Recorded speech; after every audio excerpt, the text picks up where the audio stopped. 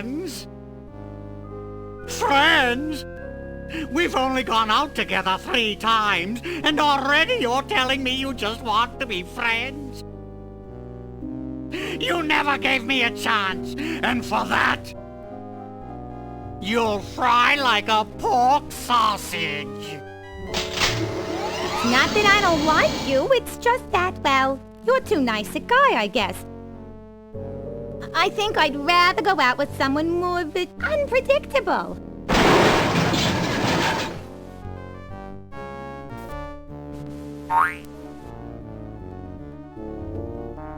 Hello. This doesn't look like the Lincoln Tunnel, Sam. Looks to me like a marginally volatile hostage situation, Max. Ooh, does this mean we get to kick some puffy white mad scientist butt? Can't think of a reason not to. You'll be of no use, Freelance Police. With the flip of a lever, my ungrateful lunch date will be reduced to a half cup of disoriented atomic matter. I knew he wasn't a real doctor. Shall I confront, subdue, and pummel the suspected perpetrator, Sam? Sick him up, little buddy. Ooh! Ow! Hey, nice one. Yikes! Huh? He's not a real guy, Sam. Can I keep his head for a souvenir? Why do you suppose it's ticking? That's no head, Max. It's one damned ugly time bomb. Let's leave this criminal cesspool pronto. Good idea, Sam. Maybe we can ditch the head somewhere while the credits are running. You mind if I drive? Not if you don't mind me clawing at the dash and shrieking like a cheerleader. Sam, is pronto a real word? Goodbye, Sam and Max. I'll never forget all you've done here today.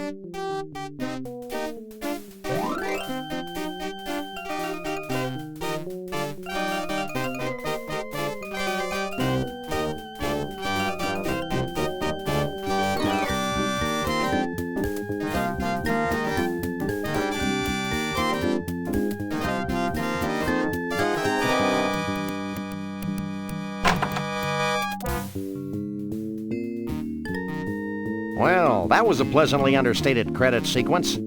I enjoyed the cheesy retro ambiance. What the hell are you talking about, Max? Sam, either termites are burrowing through my skull, or one of us is ticking. Oops. Oh, yeah. Max, where should I put this so it doesn't hurt anyone we know or care about? Out the window, Sam. There's nothing but strangers out there.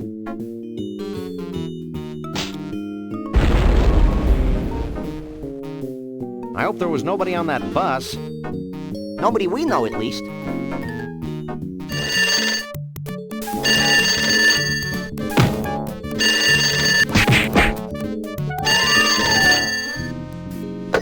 Hello? Yes? Yes. No. Really? Well, the same to you, Mac. Another confused census taker? Actually, it was the commissioner with another idiotic and baffling assignment. Does it involve wanton destruction? We can only hope. Due to the arbitrarily sensitive nature of the mission, we'll be meeting a bonded city courier out on the street. Ooh, smells like a fiercely thickening plot.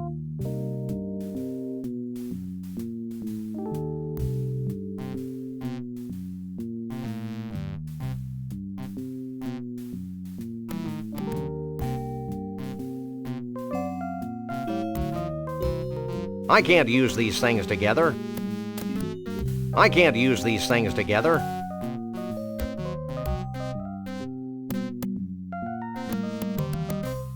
I can't use these things together.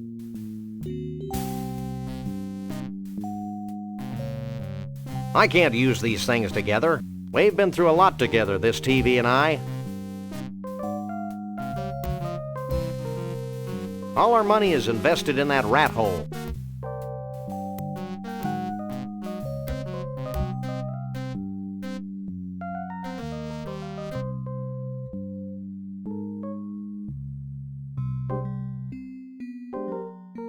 Our primitive answering machine. It's an 8-track. This is no time for chit-chat. This is no time for chit-chat. I can't use these things together. This phone represents unhindered contact with the outside world. Until they realize we don't pay the bills. It's Max.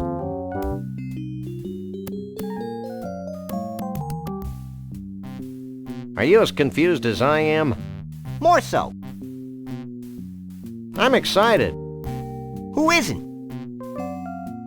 What's a good word, little buddy? Synergy. Well, that's all. All our money is invested in that rat hole.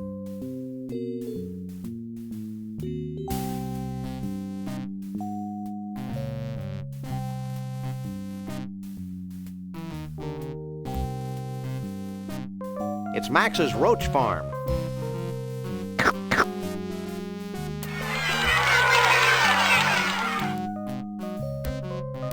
It's Max's roach farm. It's a blacklight that Max uses to illuminate his rare 60s posters.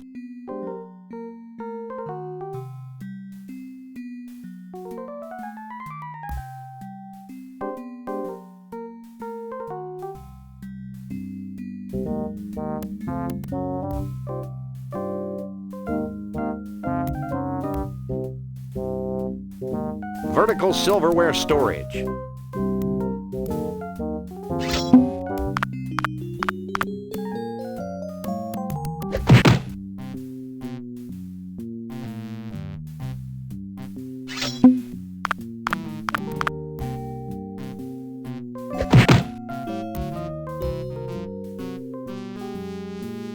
This is no time for chit. I can't talk to that. This is no time for chit-chat. This is no time for chit-chat. Oh boy, we've got a message. Gee, I hope it's something eerily provocative. Hi, I'm calling about your upcoming auction of confiscated automatic weapons. Do you sell to convicted felons? Hey, who are we to discriminate?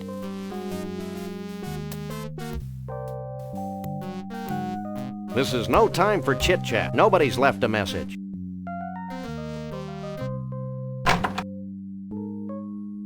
This is pretty damn self-explanatory.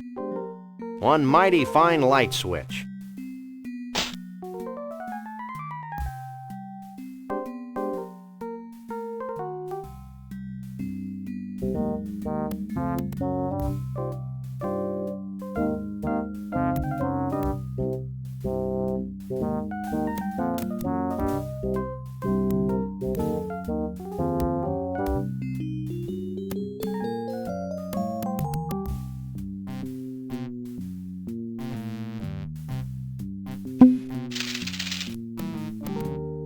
Cash. Never leave home without it.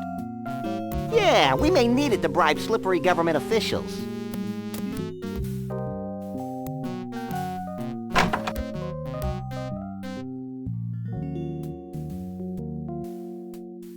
Stairs. Stairs. Stairs. I can't use these things together.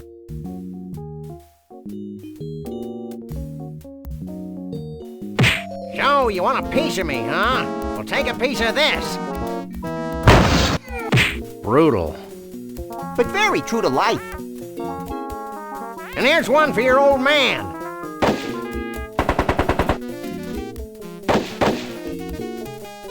I really respect Flint's business acumen. Please, Sam, don't use the word acumen again.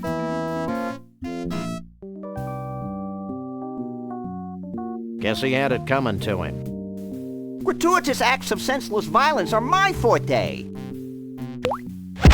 You're such an adorable urchin, Max.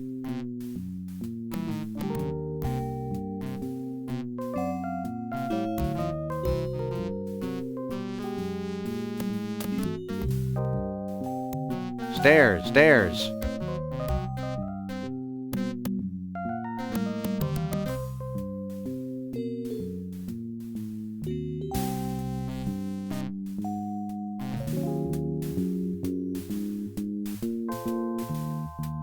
Soiled office space available.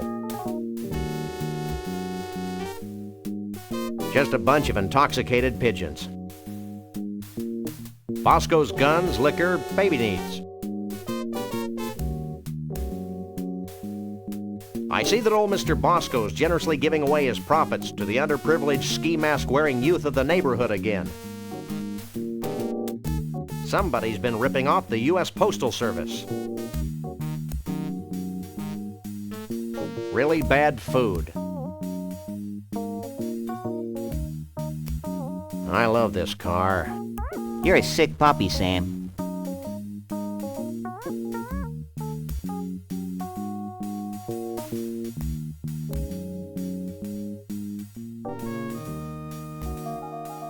I think it's a door. Oh, it's a cute little hypercephalic kitten. I'll call him Mittens, because I think he'd make a fine pair of them.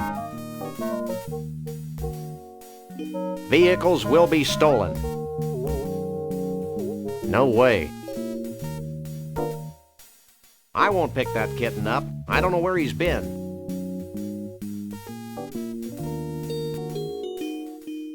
Never mind. Hey there, little fella. You talking to me? Maybe. Are you a cleverly disguised bonded city courier? Maybe. Are you the Freelance Police? Yes, but don't go blabbing it to everybody. I think he's kind of cute, Sam. Can I make a tennis racket out of him? Maybe later, Max. Right now, we've got a message from the commissioner to collect. Oh yeah, right.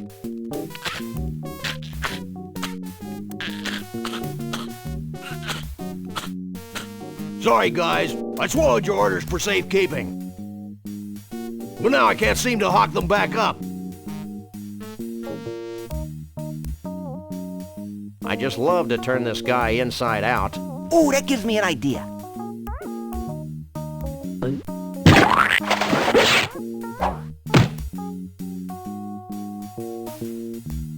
According to these orders, something bizarre is happening at the carnival.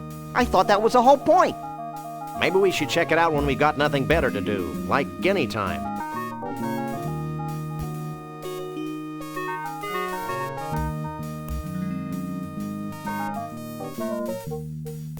It's our orders from the commissioner, telling us to hightail it down to the carnival.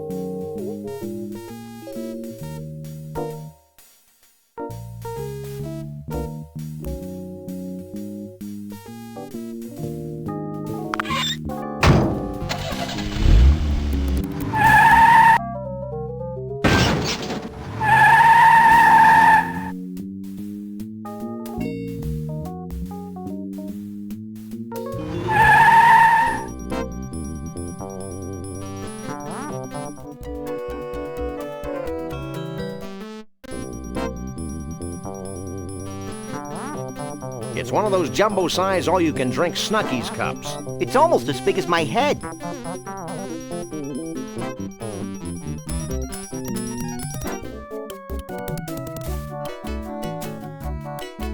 It's a carousel of bootleg Sam and Max portable car bomb games. I gotta go to the bathroom.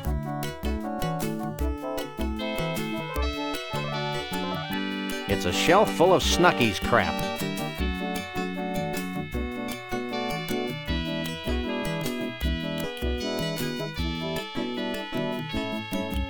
It's a box of pecan-flavored candies. I gotta go to the bathroom. Jackalopes, the bastard pets of Piltdown Man. Genuine Native American drums, manufactured by genuine Native Koreans. It's a box of pecan-flavored candies. I gotta go to the bathroom. No way. Max tried to swallow one the last time. I don't want to scare Max.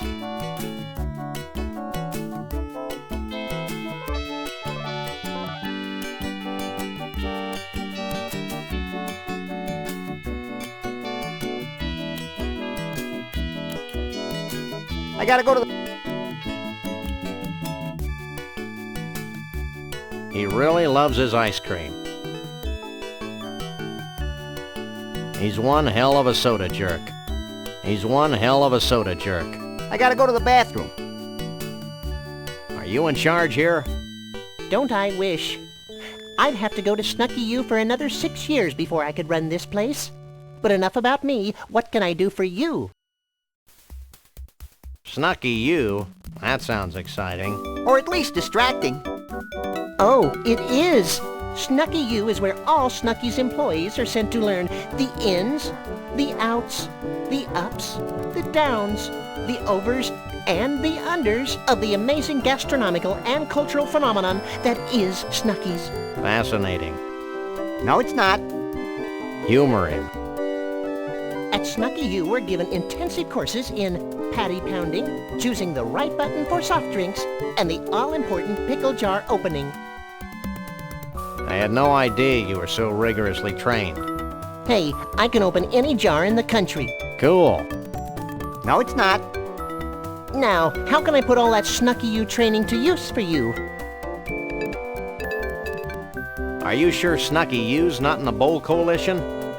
Positive. Now, what can I do for you? I'd like to buy this. Do you have any money? Of course I do. Here. Will that be all for you today? I'll also take these disgusting pecan treats. Anything else? What can you tell me about these? That's a box of our world-famous Snucky's pecan-flavored candy, beloved treat of couch potatoes everywhere. Anything else? My little buddy has to use the facilities. Facilities be damned. I need a bathroom. They're in the back. Here's the key. There's an awfully big rasp attached to that keychain. Out of toilet paper? Nah, we just had problems with thugs stealing our restroom keys. They're the cleanest in 9 counties. The keys? The restrooms. You need some help, little buddy? I think I can handle this myself, Sam. Now, anything else I can do for you? Nothing. You have no idea how often I hear that.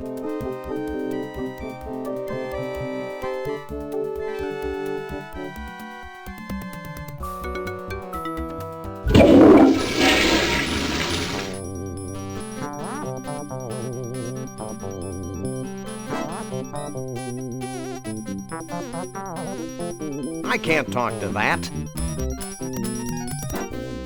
Here's your key back.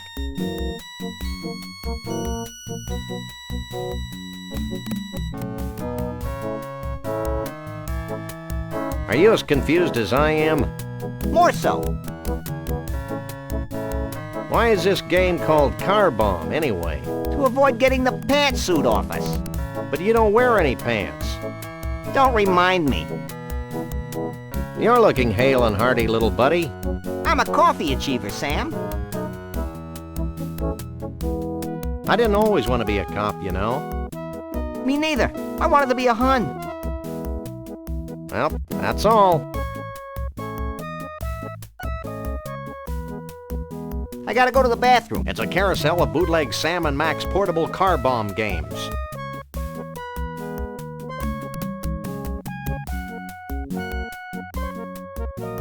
He's not my type. I thought I'd have something to say to you, but my mind's like a sieve. Don't worry about it.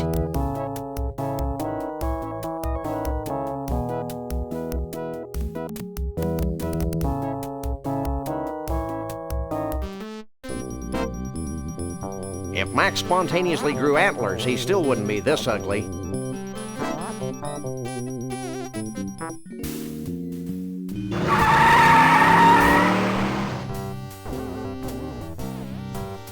I had no idea cacti were so festive.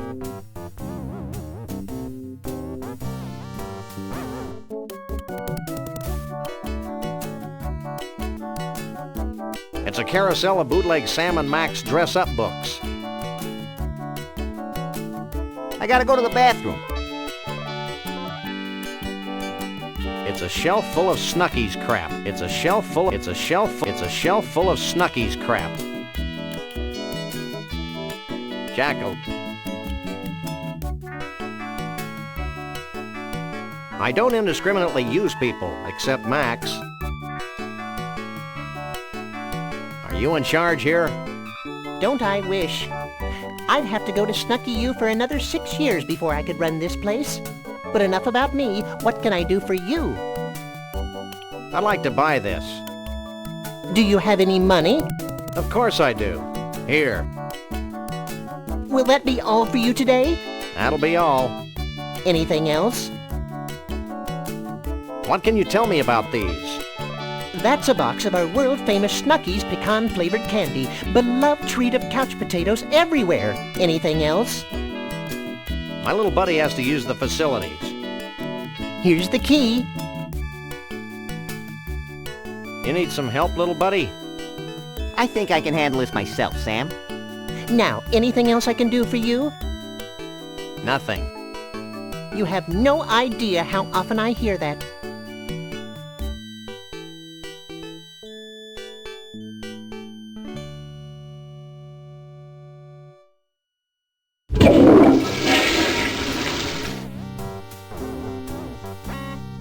Max! Are you as confused as I am? More so. I think we should keep the rasp. You're probably right. No one deserves to use restrooms that clean. What do you think we should do with these paper dolls? I say we go down to the scummy side of town and give a bunch of hoods some paper cuts. Why is this game called Car Bomb, anyway? To avoid getting the pantsuit off us. But you don't wear any pants. Don't remind me. You're looking hale and hearty, little buddy. I'm a coffee achiever, Sam.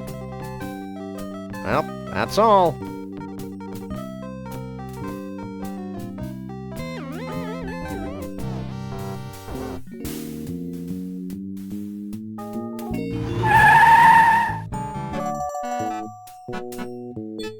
It's the mother of all crawdads. It's a rasp. It's a large, sturdy Snooki's cup. It's the Sam and Max dress-up book. It's the portable car bomb game. It's a box of pecan-flavored candies. It's our orders from the commissioner, telling us to hightail it down to the carnival. It's a black light. It's more money than we'll ever need.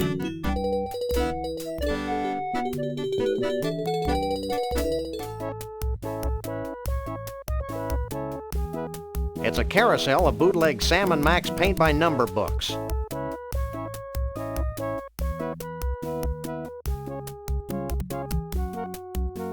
He's one hell of a soda jerk. You're awfully cheery for a minimum wage earner. All Snooky U graduates have completed courses in excessive and unwarranted cheerfulness. But enough about me. What can I do for you?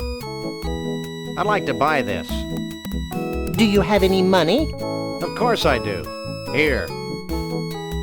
Will that be all for you today? That'll be all. Anything else? Nothing. You have no idea how often I hear that.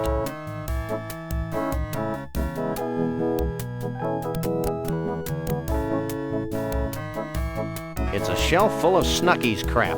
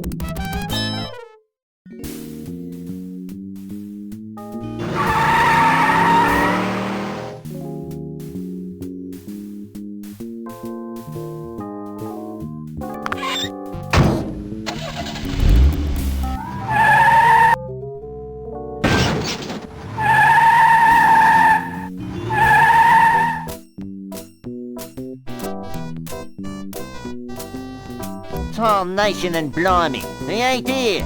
So now what do we do? Now we get in the bus and look for him, you idiot. I knew that.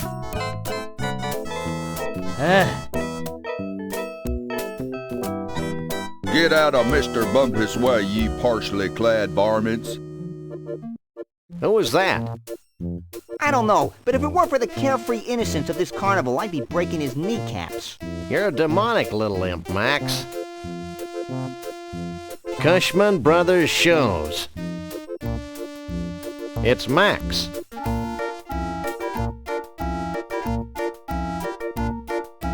Hall of Oddities.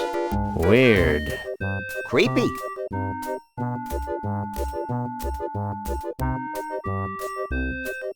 Are you the ticket taker? Sorry, boys, we are closed. I can't let you in. Insurance reasons, you know. Let us in, Oleo Breath. Nope. I want a corn dog. You'd better have a better reason than that if you expect me to let you in.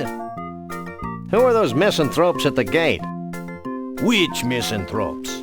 The short one with the bad hairpiece and the tall one with the dark flinty eyes. Hey, I just work here. Anything else? I'll be back. I can hardly wait.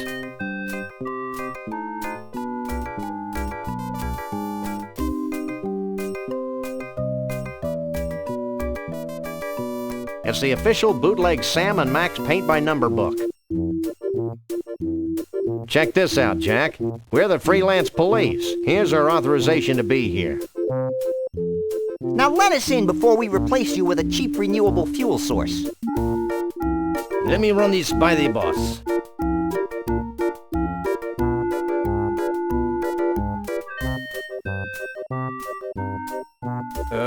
I guess you can go in, but be careful. Carnivals can be dangerous to your health. Ho, ho, ho.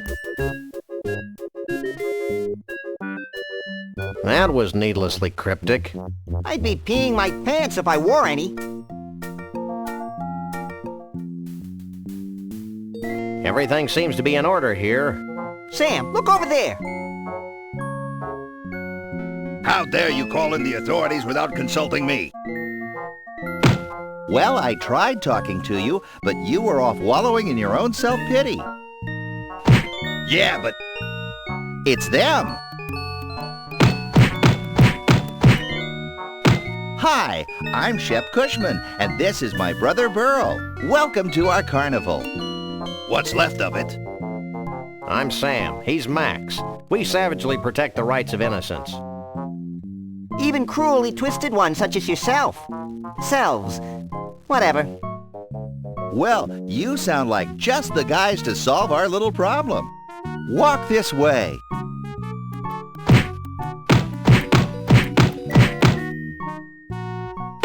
See this melted block of ice? How could we miss it? This used to be our main attraction. Your main attraction was a block of ice? Don't be dense. Our main attraction was a genuine, Authentic.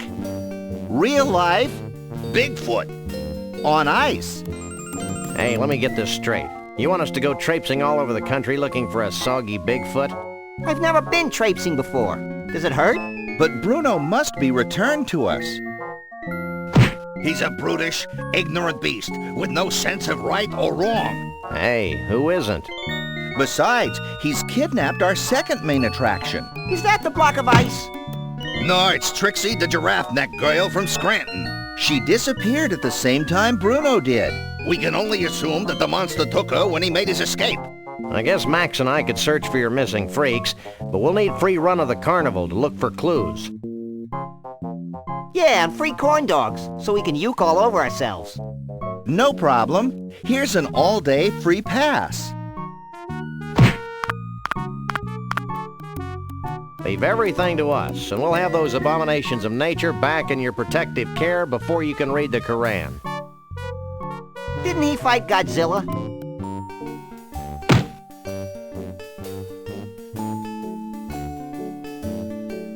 Ugh. Never mind.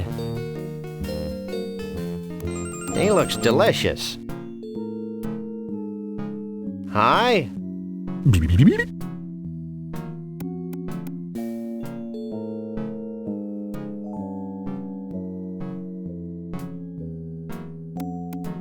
How Kafkaesque. Hi?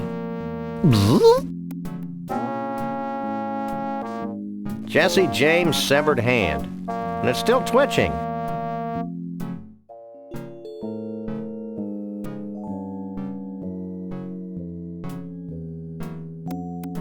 Jesse James' severed hand. And it's still twitching.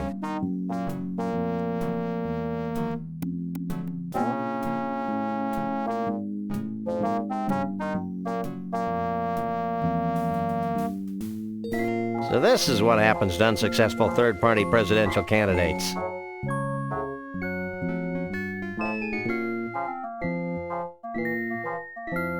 It's a mange-ridden tuft of Bruno's Sasquatch hair.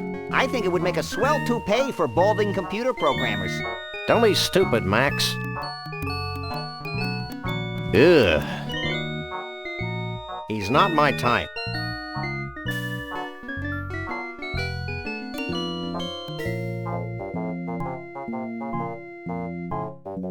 It's a swatch of Bruno's fur and mange.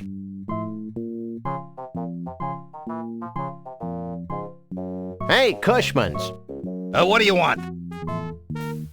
Is there anything else you can tell us about your escaped Bigfoot?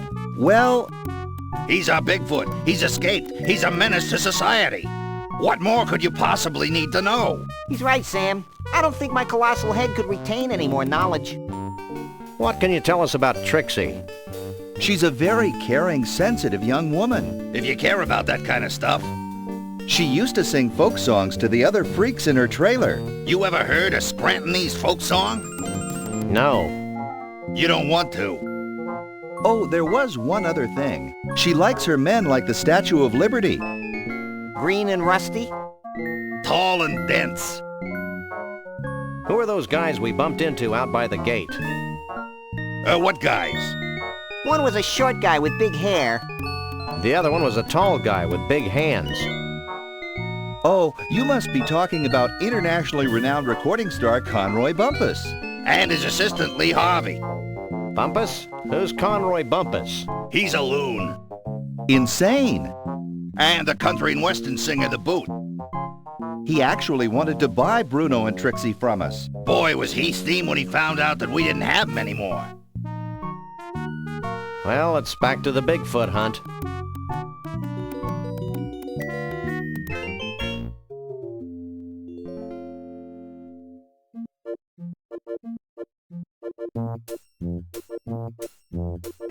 It's the door to Trixie's trailer.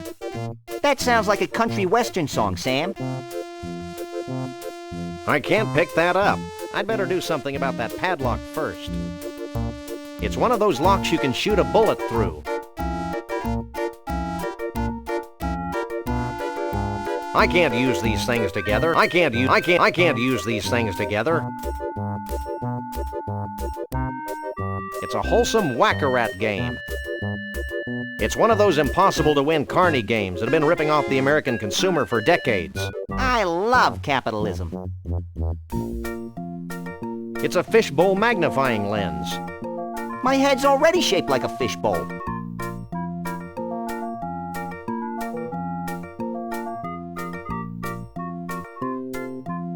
It's a Verschlegener magnifying lens.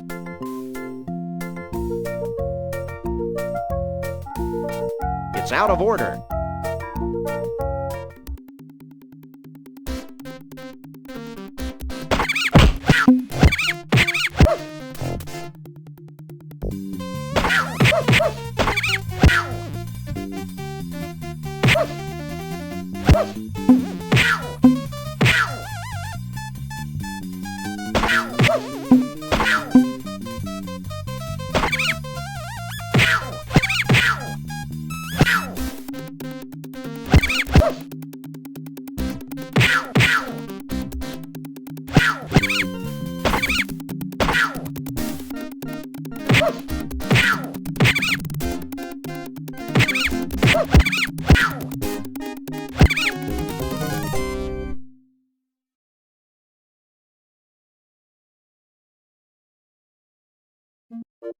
I won something. It's a wholesome whack-a-rat game with a prize in the dispenser slot. Hey, this crummy prize doesn't come with any light bulb. It fits perfectly.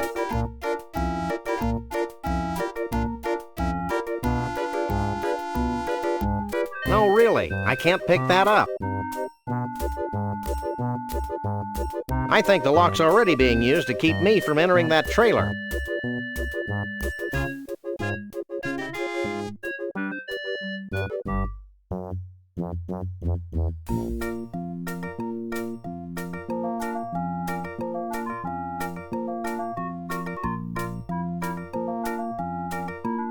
A strength-o-meter. I shudder to think of the number of promising dates cut short by this fiendish contraption. I don't think I possess the psychotic strength needed to ring the bell. Hey, Max. What? Can you ring that bell? Sure.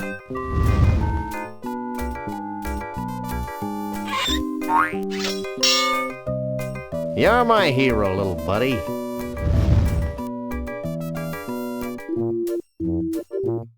I don't think I possess the psychotic strength needed to ring the bell.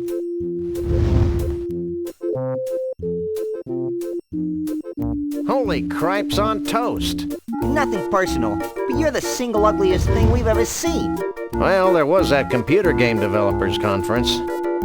Have you lost something? I don't think so. I've lost my youthful enthusiasm and boyish good looks. If you haven't lost anything, then get out of the lost and found tent! Touchy. I still can't get over your incredible grotesqueness. Have you lost something? I don't think so. If you haven't lost anything, then get out of the lost and found tent! Touchy.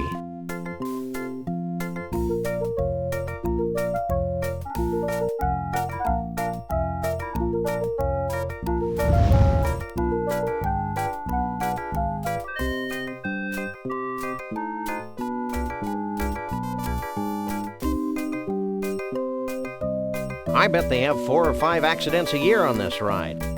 Neat. I can't use these things together. I don't think he'd want that. Cone of tragedy. Excuse us, but we need some help, and although you seem dangerously unequipped brain-wise, we've come to you for advice. Huh? Whoa, you're a big boy. That's why I sit down all the time. Do you guys all go to the same tattoo parlor or what? Actually, these aren't tattoos. It's my natural skin. What do you know about Bruno the Bigfoot? Who wants to know? We're the Freelance Police, and we're in a race against time. And we're barefoot. All I know about Bruno is what the Cushmans tell me. Well, that was useless. You might want to try the Tunnel of Love, though. Rumor has it that one of Bruno's buddies hangs out in there. Oh, let's go, Sam. Oh, hush. Do you have any idea what happened to Trixie? Trixie, the giraffe girl from Scranton? No, Trixie the talkative poodle. She's my best customer. She used to ride the Cone of Tragedy for hours on end. I loved the way her neck used to whip back and forth when I cranked it up to full speed. Your sadism is a credit to your profession. Me and my partner want to ride the Cone of Tragedy. That's right, we've lost our will to live. I'm not supposed to, but what the heck? You two look like a couple of caring, non-litigious mammals.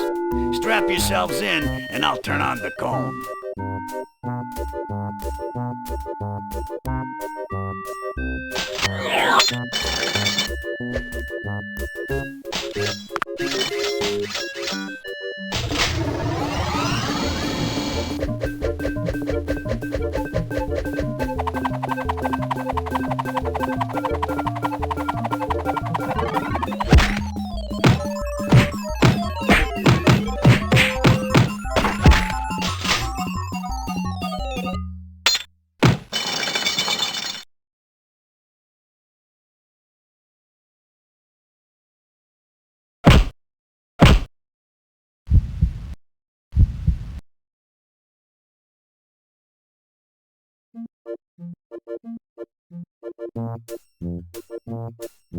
Ooh, I feel tragically empty. Me too. It's as though an integral part of my essence has been ripped from my being. Let's do it again. Maybe later, chum. Hey, what happened to my carefully collected box of useless junk?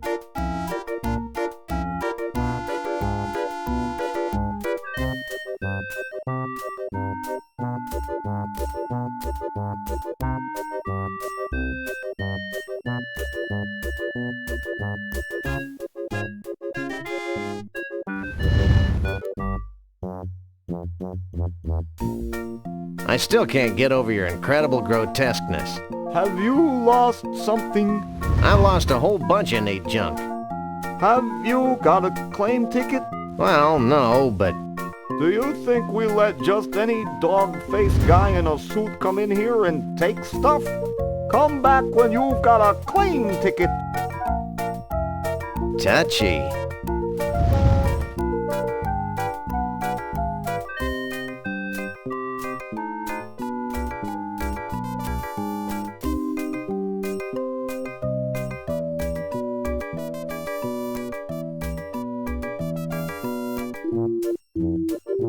Will you help me? Depends. What do you want? Where'd all my cool junk go? It must have fallen out of your coat while you were on the ride. Here's a claim ticket. Take it to the Lost and Found.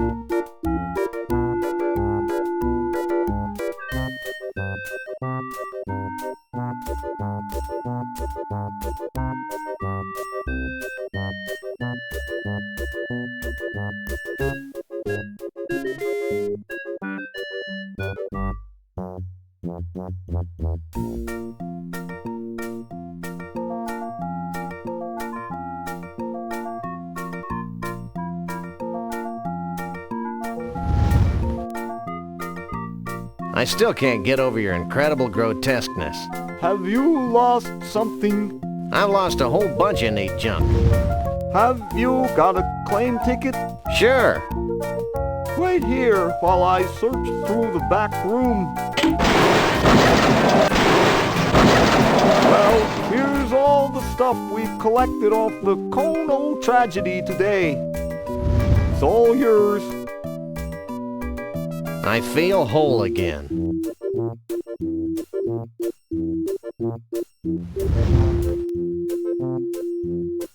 It's a powerful refrigerator magnet that says World of Fish on its side. I wonder how that got in there.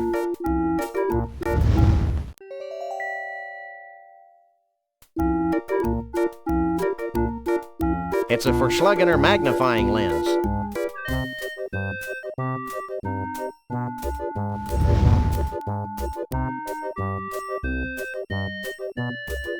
Doesn't that hurt? A lot. I suppose there's a trick to it. I just haven't been able to figure it out.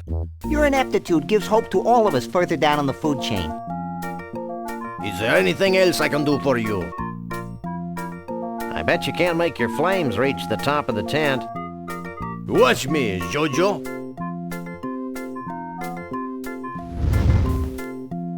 Anything else? I bet you can't make your flames reach the top of the tent. Watch me, Jojo.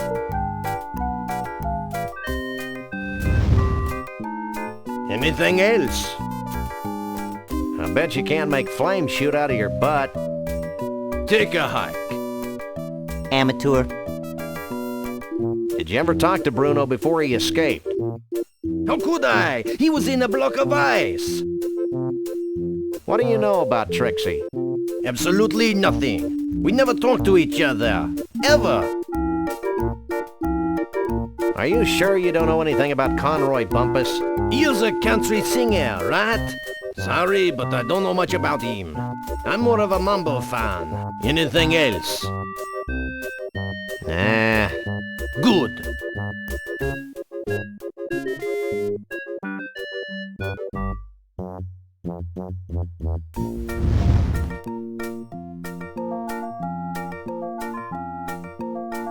Tunnel of Love.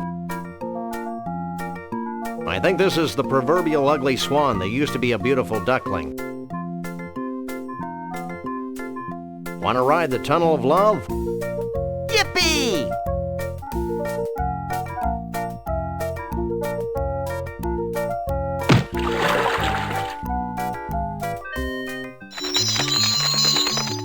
It's a nifty flash.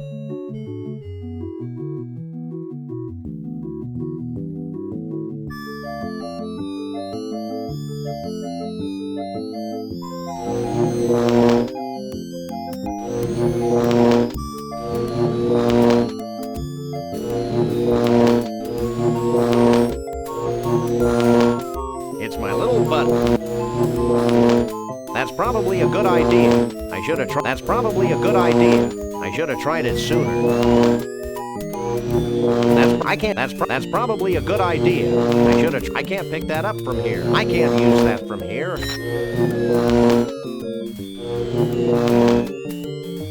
It's a nifty flip.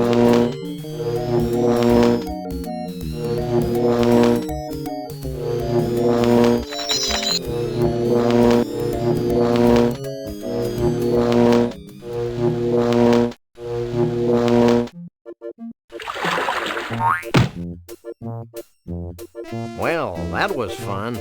My little body's covered with swan pimples.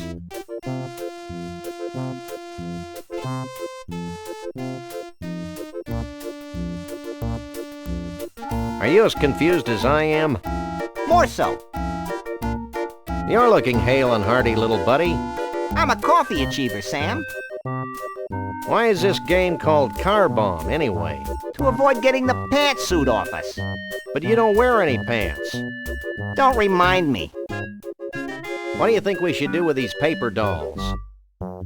I say we go down to the scummy side of town and give a bunch of hoods some paper cuts. Rasp, rasp, rasp. You're losing it, Sam. Want to do some painting, Max? You know us lagomorphs are colorblind, Sam. That's weird. So am I. I wonder where Bruno is. I'm still trying to figure out where I am, Sam. I wonder where Trixie is. I shudder to think of the indignity she's suffering at the hands of that brute Bruno. I'm concerned about this Conroy Bumpus character. Don't worry, Sam. We'll mop up the floor with his cheap toupee. Well, that's all. Want to ride the tunnel of love again? Why not?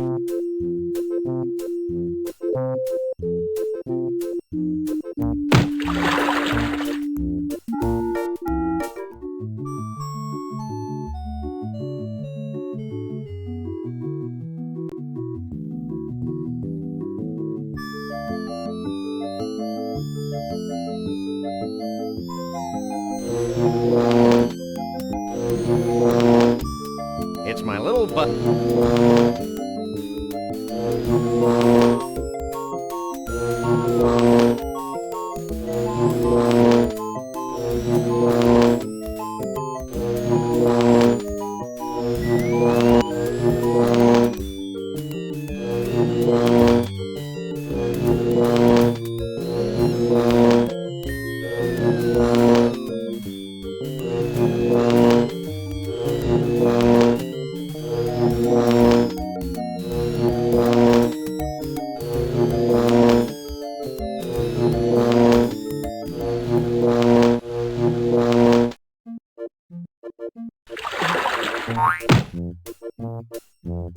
That ride continues to amuse me. I think we're supposed to do something in there, Sam.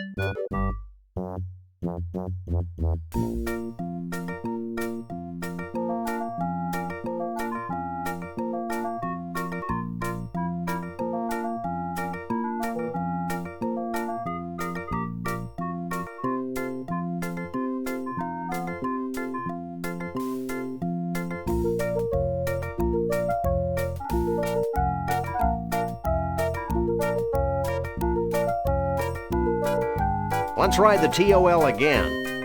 If you insist.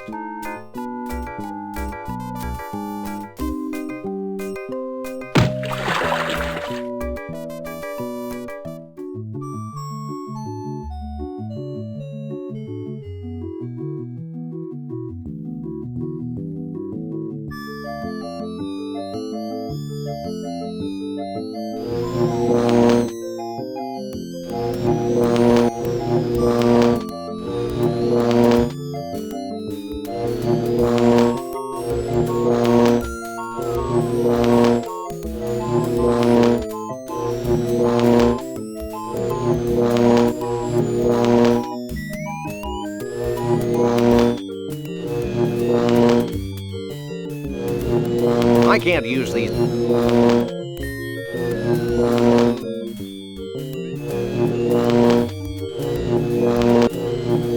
I can't use that from here.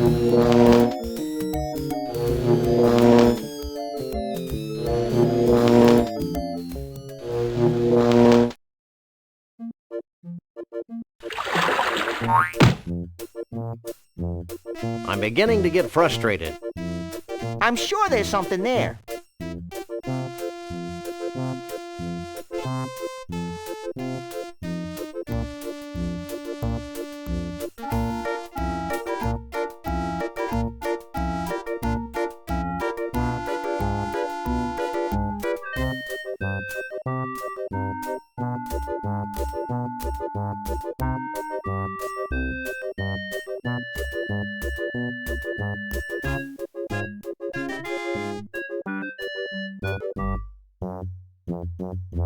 Let's ride the TOL again. If you insist.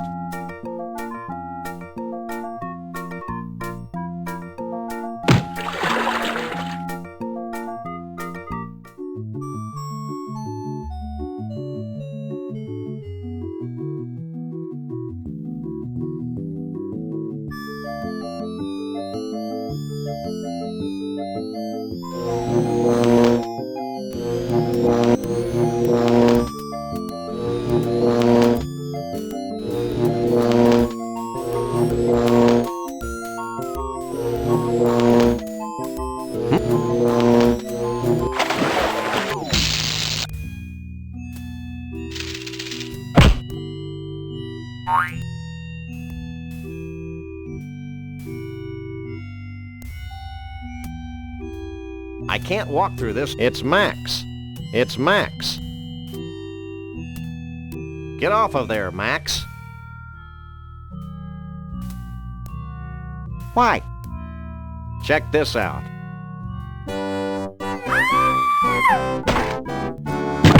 I'll never shave again. You never did.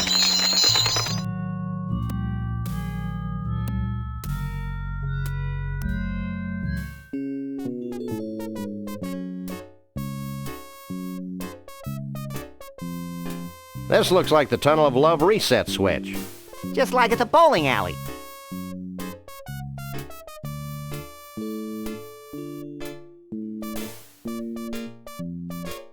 It's Max. Couches Spudus in his native habitat. Who are you? I'm Doug, the mole man. Who are you? I'm Sam. He's Max. We fight crime. And we like long walks along the beach. What do you want from me? Do you know anything about Bruno the Sasquatch? Bruno the Sasquatch? Why, the stories I could tell you. Stop him, Sam. He's gonna tell us a story. I first met Bruno 25 years ago in Saigon. And then there was the time we all had our taxes done by a platypus, and... Shut up! For God's sake, just shut up! Look, we just want to know where Bruno is now. Gee, I have no idea where he went. Maybe you should talk to my uncle. Your uncle? Yeah, my Uncle Shavul. He's really into Bigfoots.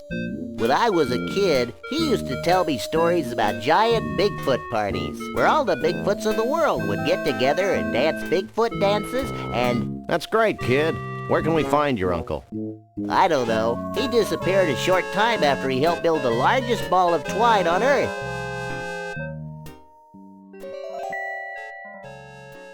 I think I may weep openly. Look, you two seem trustworthy. Oh, we are? Yes, you can trust us as far as we can throw you. So if you bring me some pecan-flavored candy, I'll give you my key to Trixie's trailer. I'll also tell you a big secret about how Bruno escaped. Why not tell us now? Because I'm hungry. Here, I thought you might like some candy. Thanks. Pecan's my favorite. Hey, you're all right. Take this key as a token of my appreciation.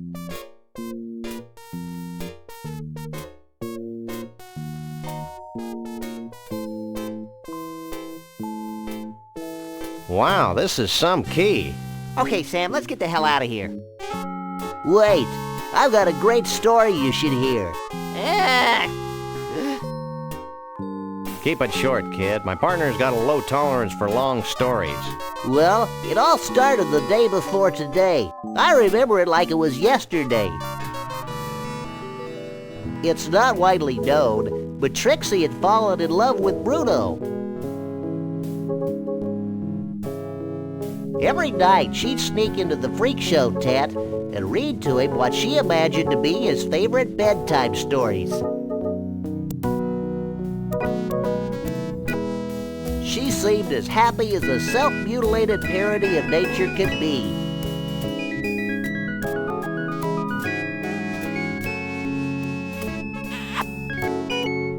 But she could never truly be happy until her beloved Bruno was free. Finally, she decided to do something about Bruno's predicament. She begged Flambe, the fire breather, to free the Bigfoot from his icy cage. Flambe took pity on poor Trixie and liberated Bruno. And the happy couple haven't been seen since. Hell of a story, ain't it?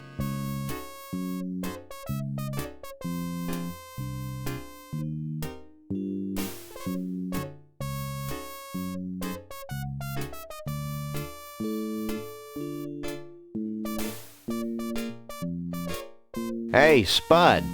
What? Are you sure there's nothing more you can tell us about Bruno? I've told you all that I know. You should really talk to my uncle, Shavuul. I think that's all for now. Fine. You can find your own way out.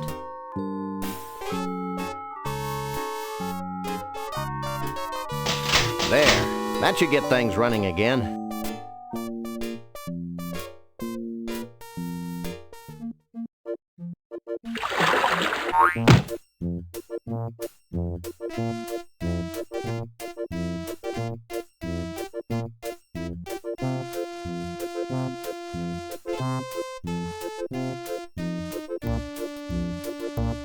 Hey, Max, come here. What? Watch this. Well, this is undignified. Oh, boy. It's Max. Ooh, they're genuine Scrantonese potions of fertility. Let's take them. I don't think we should risk being any more fertile than we already are, Max. It's reassuring to know that the carnival is still out there. It's a big closet. Trixie's a big girl. It's a scorecard from the Gator Golf Emporium in Roomy Eyes, Florida.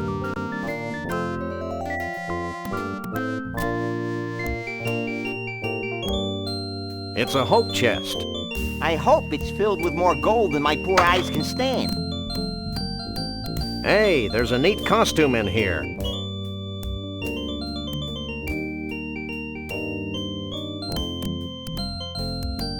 It's a Stillwalker's costume.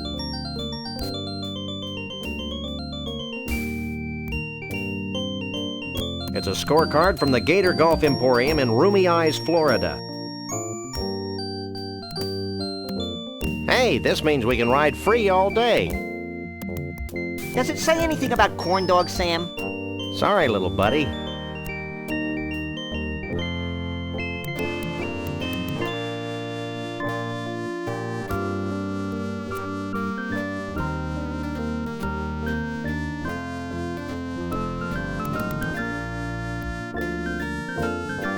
That's a disquietingly tall bed. How can you say disquietingly with a straight face, Sam?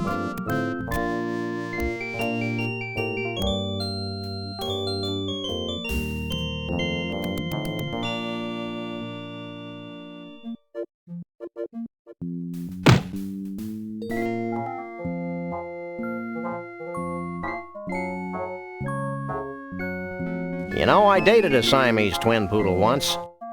I think that would be twice, Sam. What can I do for you? What was that about Conroy Bumpus again? Don't mention that name in our presence. He's one sick puppy. I've forgotten everything you told us about Trixie. She's a nice girl with a thing for tall guys. Are you sure there's nothing more you want to tell me about Bruno? Can't think of a thing. Neither can I. Well, it's back to the Bigfoot hunt.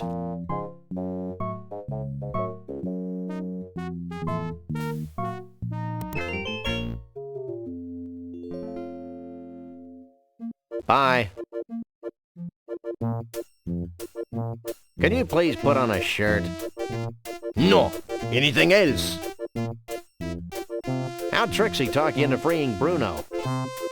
She charmed me with her feminine wiles. She also promised to pay me $20. You can drop the act. We know it was your kerosene-soaked breath that freed Bruno. And we know that you sometimes go for days on the same pair of socks. Okay, you caught me.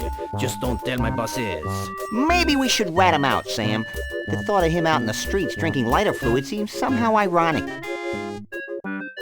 It's scary to watch you wrestle with abstract concepts, Max. Are you sure you don't know anything about Conroy Bumpus? He's a country singer, right? Sorry, but I don't know much about him. I'm more of a mambo fan. Anything else? Nah. Good.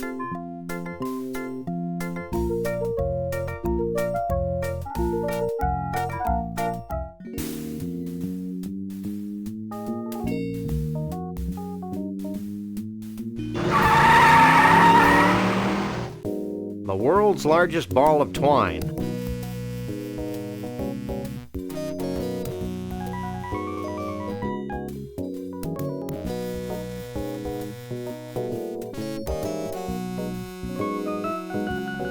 Holy cat heaven. How long do you suppose it took them to wind this immense ball of twine?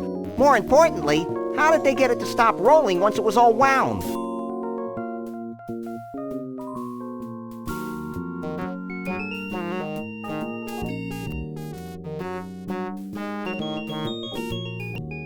It's a 1/200,000th scale model of the actual ball of twine. And it's only 1/200,000 as stupid as the actual ball of twine. According to the plaque, this is a shaving from the first foot of the ball of twine. I didn't know it was old enough to shave.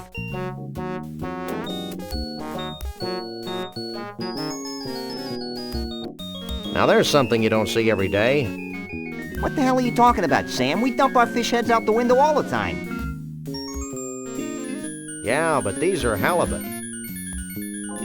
Words like big and large only begin to describe this thing. I think stupid and inane would be useful additions.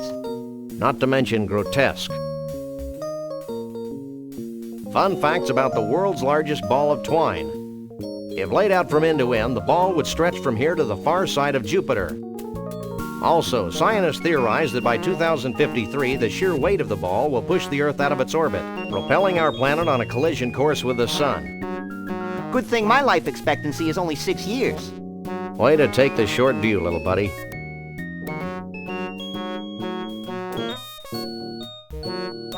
He looks like my 8th grade English teacher, but with more warmth. He looks like my 8th grade English teacher, but with more warmth.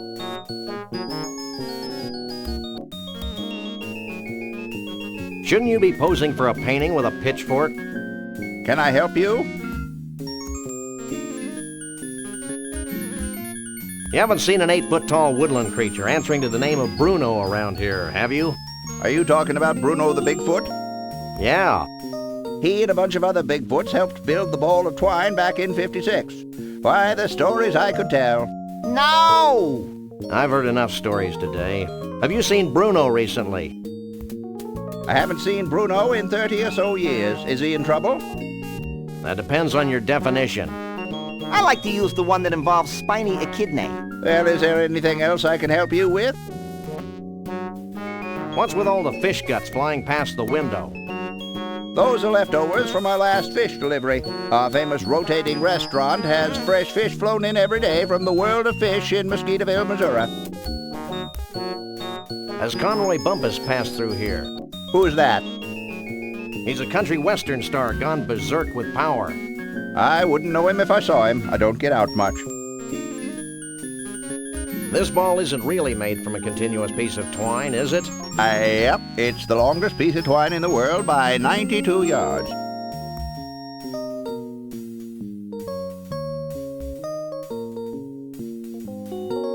That'll be all for now.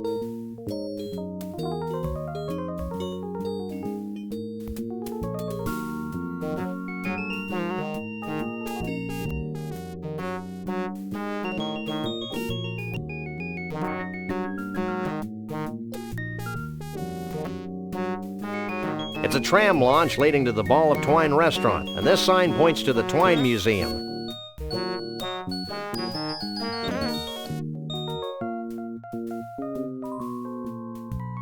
Too late.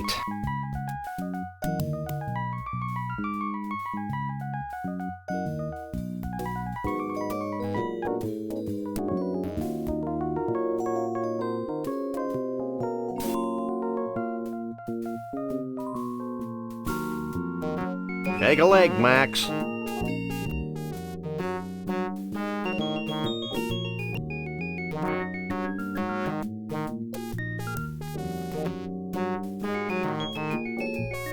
Hey, look!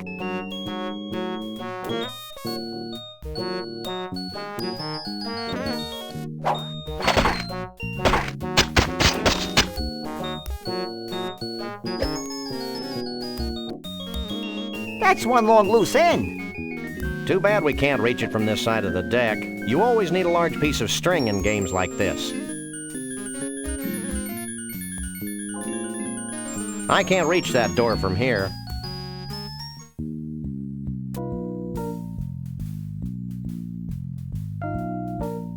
Seafood. Fresh fish.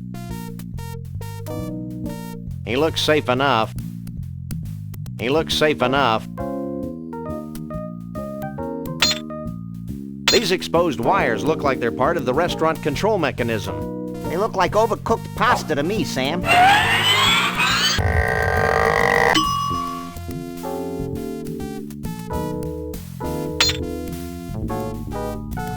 He looks safe enough.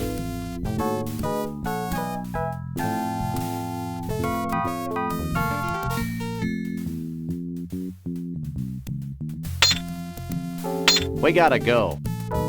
It's been real educational. Did too. Did not. Would you two shut your traps? I'm trying to concentrate. Should I even bother asking you about Conroy Bumpus? No. Have you heard anything about Bruno the Bigfoot? Who that? Is Bruno the Bigfoot? Sam, he's speaking in tongues. %, ampersand, $. And colon, semicolon, too. What are you doing? Swearing in longhand, asterisk mouth.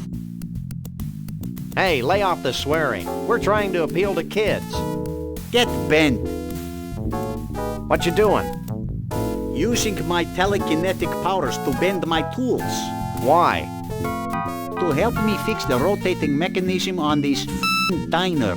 Well, that makes sense. What are these malformed tools good for? Lots of things. Like scratching those hard-to-reach places. Every place is hard for me to reach. Would you like a free sample? Sure. Go ahead and take this one. Thanks.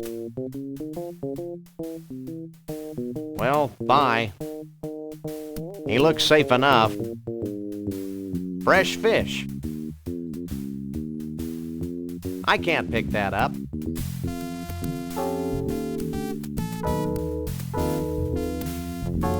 I can't use these things together. It's a conveniently located pair of mounted binoculars.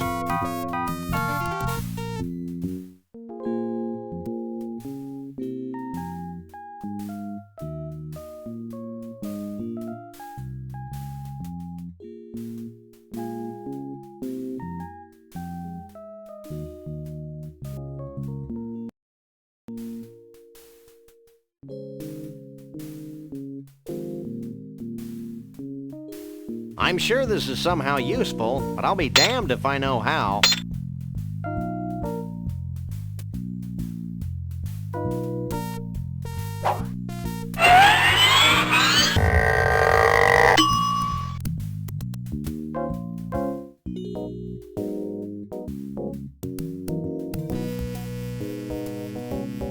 I can't use these things together.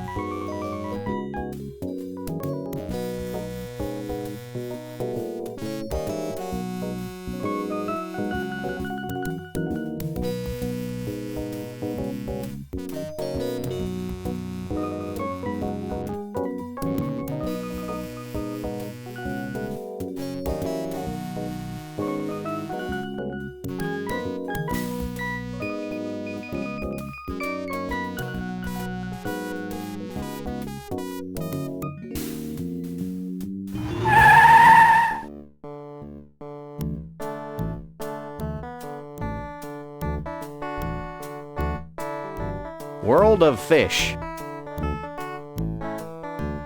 Fish feed.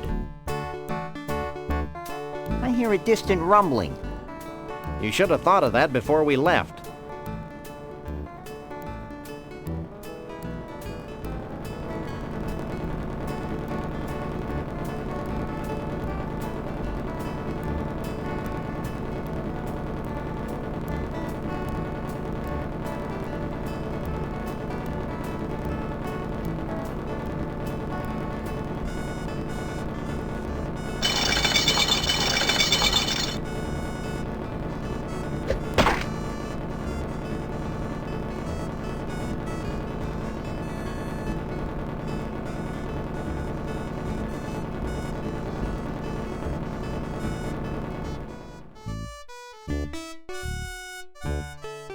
What a hunk of filet. I'm naming it Bubbles. What a hunk of filet. I'm naming it Bubbles. It's a bucket of fish. Actually, Sam, it's a slimy bucket of fish. I wonder if this will in any way shape our thoughts on today's lunch.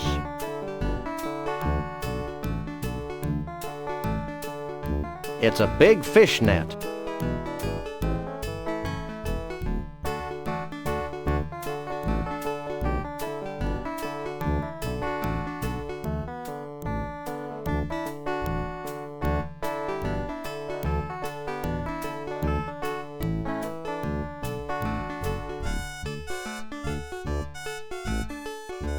Wretched refuse on a teeming shore.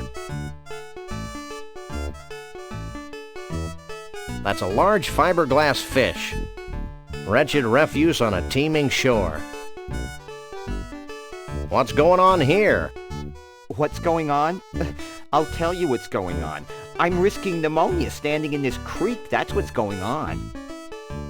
What do you know about Bigfoots? My great-aunt Lois married a Bigfoot. He used to shed all over Grandma Phyllis's upholstery. What's the deal with that helicopter? That helicopter is the bane of my existence.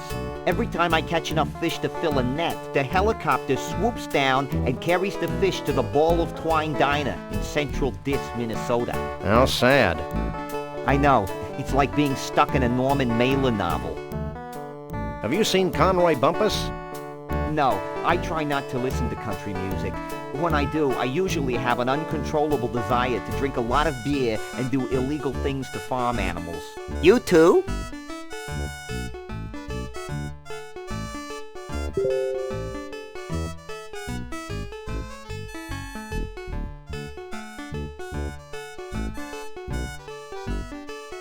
Don't move.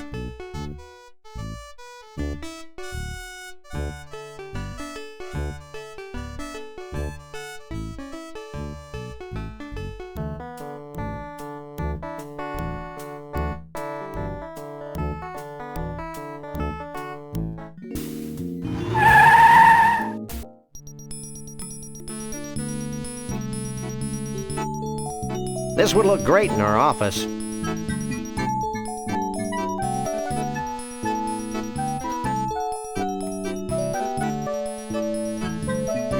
Gator Golf.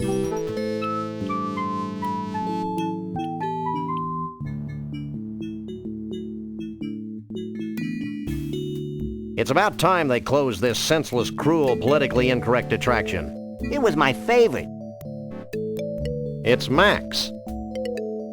What is it? It looks like a couple of snakes.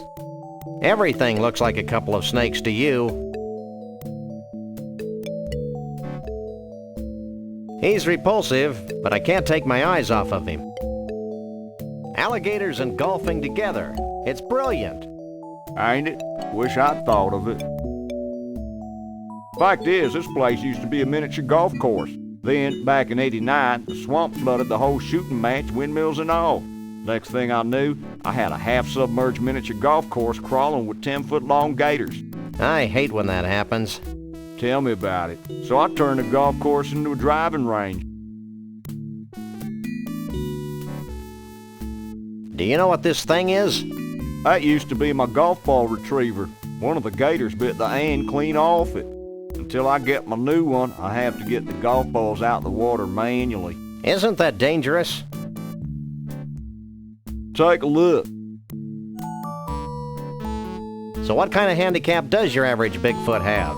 Bigfoots? Don't get me started about Bigfoots. I used to have a Bigfoot. He was my star attraction. I'm beginning to sense a theme here. I kept him fed and sheltered, and how does he repay me? In 10s and 20s? No, he ran away. Did he have help?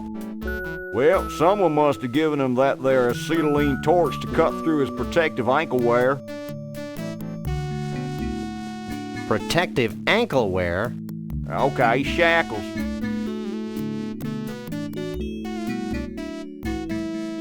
What do you think of Conroy Bumpus? Conroy Bumpus? He's my idol. I've named all my kids and pets after him. I built a beer can shrine to him in the garage. I live for the day when I can meet him in person.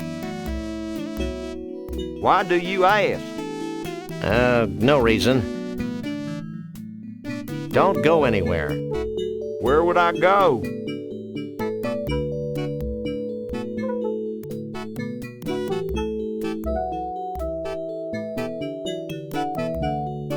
Max, let's go. And the proprietor has no idea what happened to his Bigfoot? That's what he said, Mr. Bumpus. You know, Lee Harvey, I'm beginning to think that vast unseen forces are aligned against my quest for a Bigfoot. Ditto. Ditto? Hey, look it! It's those two, what was that word, Sam? Misanthropes? Yeah, misanthropes. What are you, anyway, the president of the Hair Club for Short People? This is Mr. Conroy Bumpus, famed country and western star. I'd suggest you show him some respect. Yeah, well, he looks like a lounge lizard to me. And I'll bet his scalp itches from that bad rug. Maybe you should watch yourself, little furball. Yeah, well, I've got more hair on my fuzzy little butt than you do on that hollow country head of yours. Okay, I've had enough. Nobody makes fun of my hair.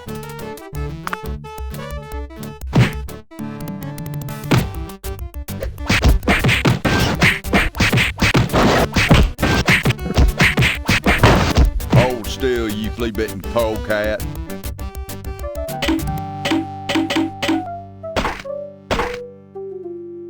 Here you go, boss.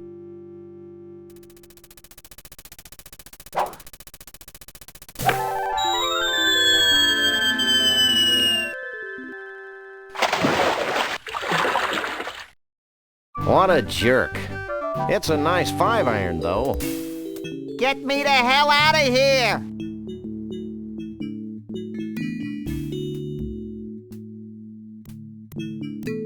It's Max.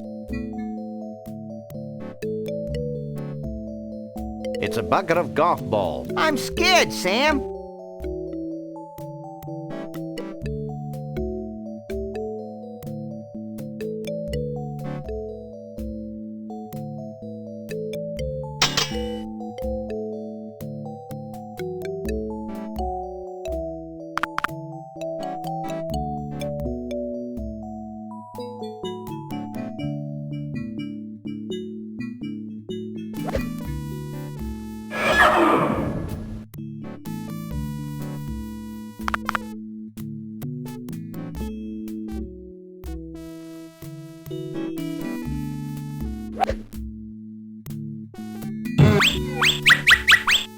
I hate country music.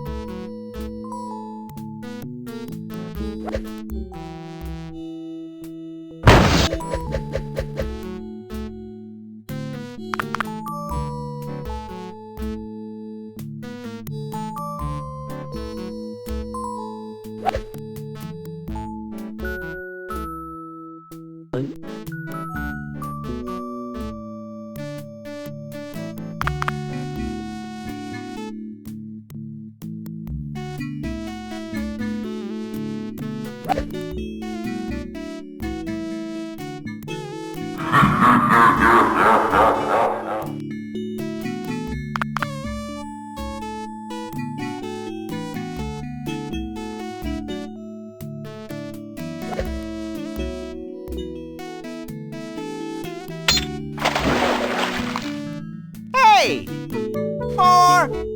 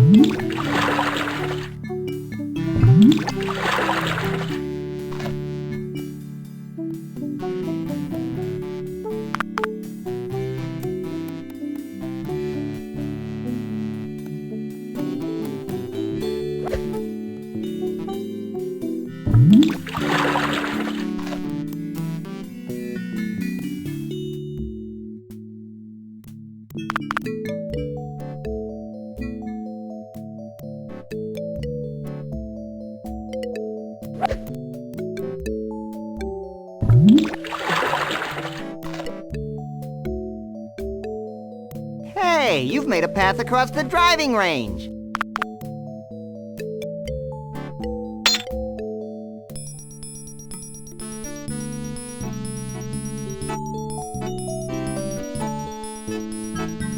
Geez, that certainly took long enough. Shut up, Max. I hate that game. Is that because you're a lousy golfer? You're an irritable bunny today, aren't you? Yeah, well, why don't you try sitting in this smelly booth while I beat the hell out of helpless fish? Maybe I should just leave you there. Did I mention what a lousy golfer you were?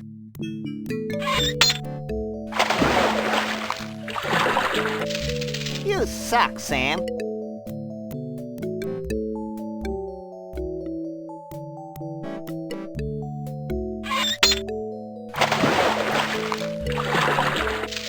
Whee!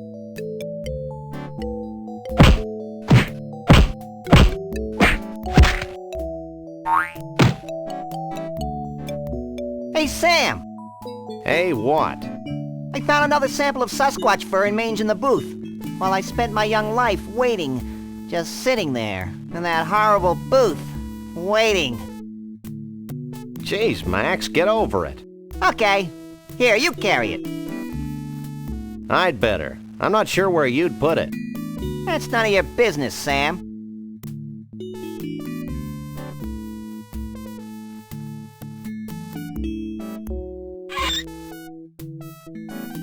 It's a snow globe from the Mystery Vortex in scenic Goldwump, Washington. Let me see. Take a look. Too bad it's empty or we could shake it. Like this? Yeah. What's that writing on the bottom of the globe? To Elmo the Bigfoot. Keep on truckin'. Shavul the Mole Man. Hey, maybe Shavul's at the Mystery Vortex. Let's go there before I'm distracted by something.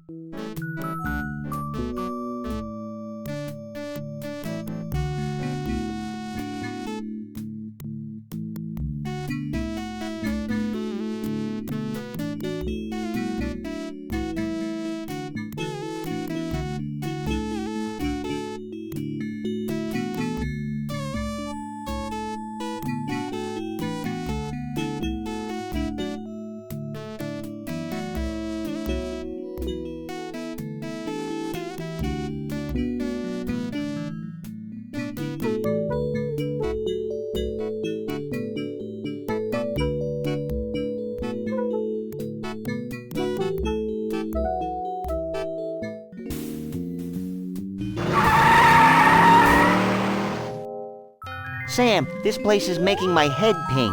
That's probably just the metal plate in your head.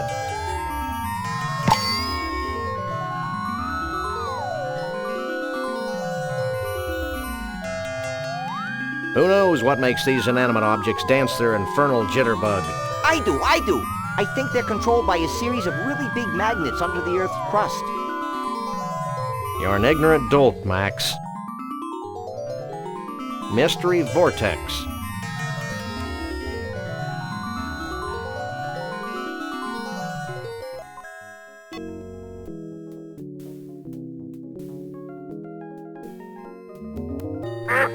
I'd never fit through it. I'd never fit through it.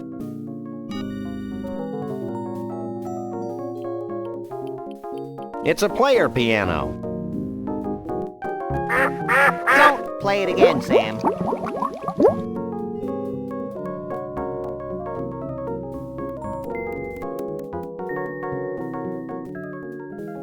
An 8-ball.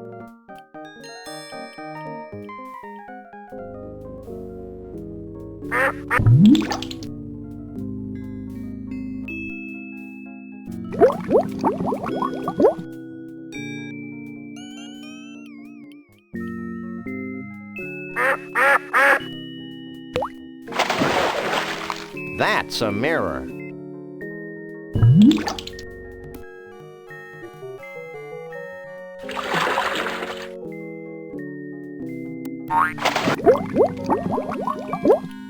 I told you this place was controlled by giant magnets buried under the Earth's crust. Lucky guess.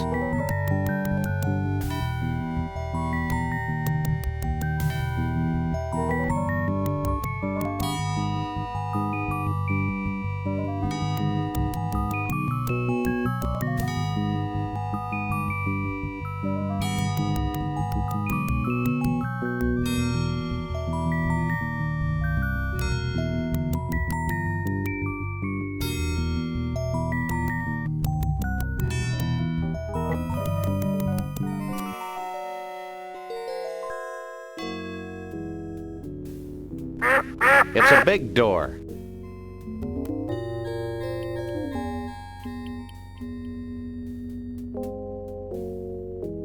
It's a big door. Yipes!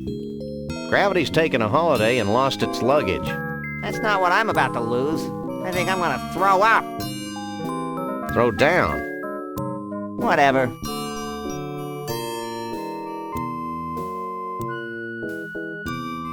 What does this do? That special booth is filled with the magical, mystical mysteries of the universe. Say that one 3 times really fast. Looks like all the blood went to her head years ago. Museum gift shop. Bigfoot. It's another tuft of Sasquatch hair and mange. My rabbity senses tell me that this is not Bruno's hair and mange. Or maybe I'm in love.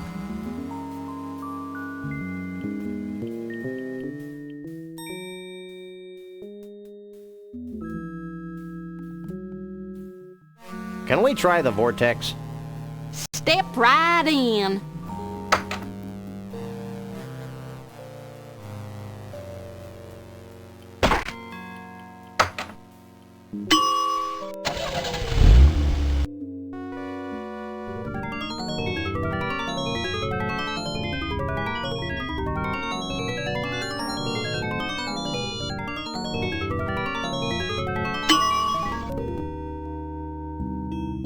Neat.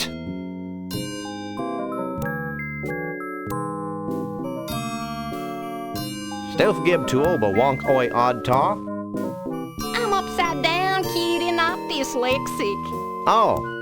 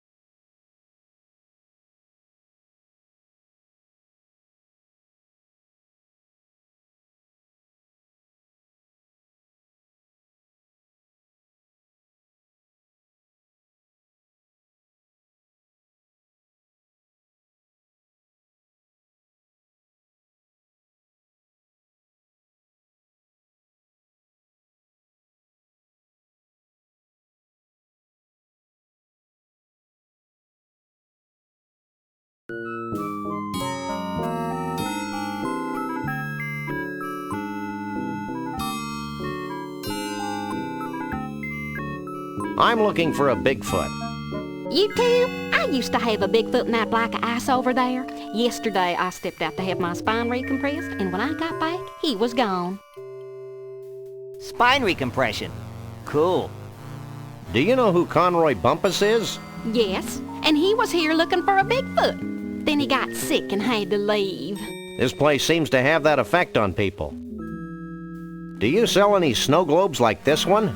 We used to, but not anymore. Why not? Because they were having an inexplicably bad effect on the vortex. With every new snow globe we built, the vortex got weaker and weaker. The same thing happens when I watch sitcoms.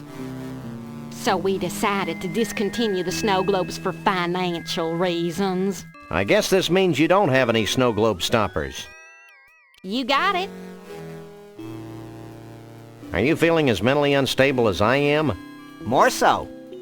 It'll wear off in a few hours. I feel like my sense of reality has just exploded. Try cutting down on cholesterol. We'll be back. Back, front, it's all the same to me.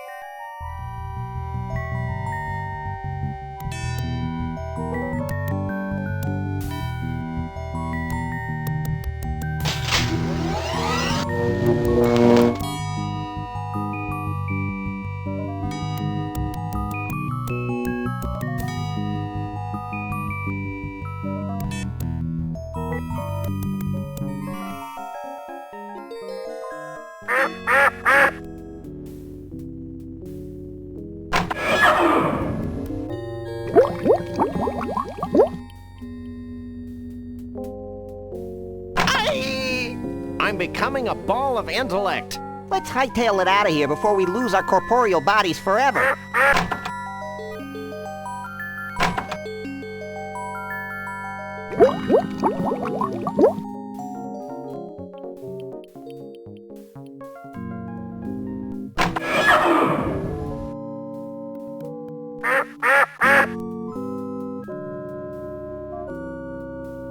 Sure is crinkly in here.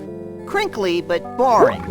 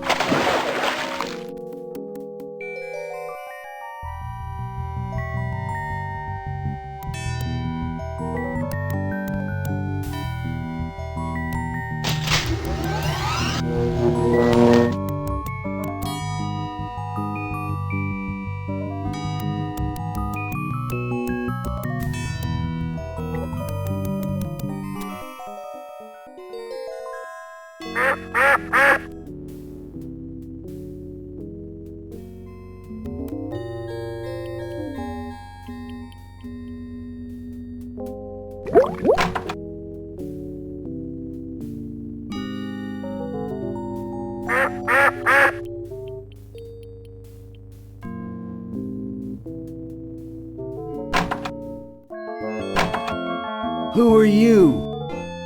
I'm Sam. He's Max. We bust punks. And we're overachievers. That's cool, man. I'm Shavul. What do you want with me? Hey, Sam, look! Well, this bottled water is a real letdown. We need your help. Help is my middle name. Or maybe it's Star Child. Doug says hi. That karmic waste of space? I bet he still spends his days zoned out in front of the TV watching crummy reruns. Yeah, but now he's got cable. 1, 2, 3. What are we fighting for? Just checking. What do you know about Bruno? Bruno the Bigfoot? Why do people keep asking that question? Bruno and I go way back. I've always felt a special kinship with Bigfoots. I feel the same way about pointy sticks. Shh! I haven't thought about Bruno for years. Allow me a moment to karmically link myself to him. If you must. Hold on, I'm getting something. I see Frog Rock between the enchanted Argyle Forest and the inexplicable Valley of Lights. Wait, man, Bruno's in trouble. It's like several voices screaming out in terror and then suddenly silenced. Sorry, guys, but I can't get a clear psychic image of Bruno. The sad truth is that I haven't been able to concentrate very well since I lost my mood ring in the biggest ball of twine in the world. If you find it for me, maybe I can help you. Could you repeat that bit about your missing mood ring again? Okay, man. I lost it in the biggest ball of twine in the world. I think he's trying to tell us something, Sam. Ah, come on. Tell us about Bigfoots. By telling you that Frog Rock is between the enchanted Argyle Forest and the inexplicable Valley of Lights, I may already have said too much. My lips are sealed. How can we tell under that mustache? Well, I guess that's all for now. Make yourself at home.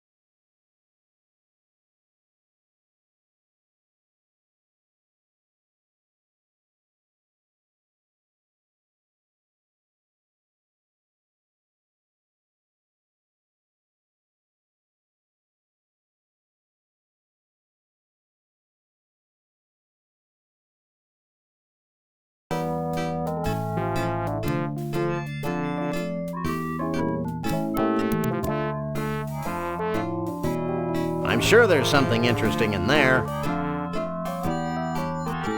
Don't touch that. No problem.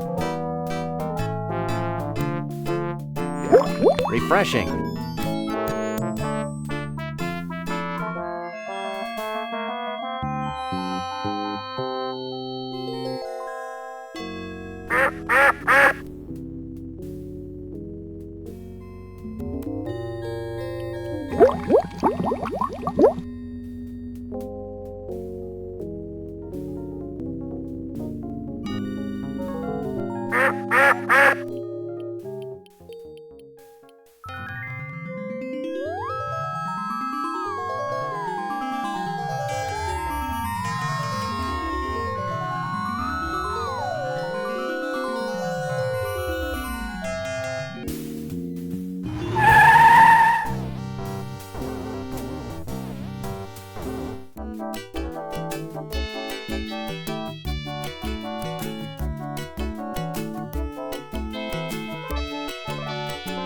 I don't indiscriminately use people, except I thought I'd have something to say to you, but my mind's like a sieve. Don't worry about it. Hey, nice hat. We all get one when we graduate, Snucky you. But enough about me. What can I do for you? Hey, can you open this for me?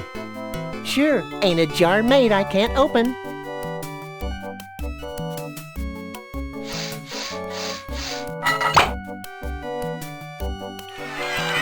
Anything else I can do for you? Nothing.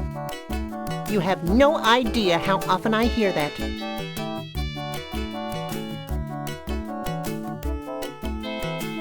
Jesse James' severed hand. And it's still twitching.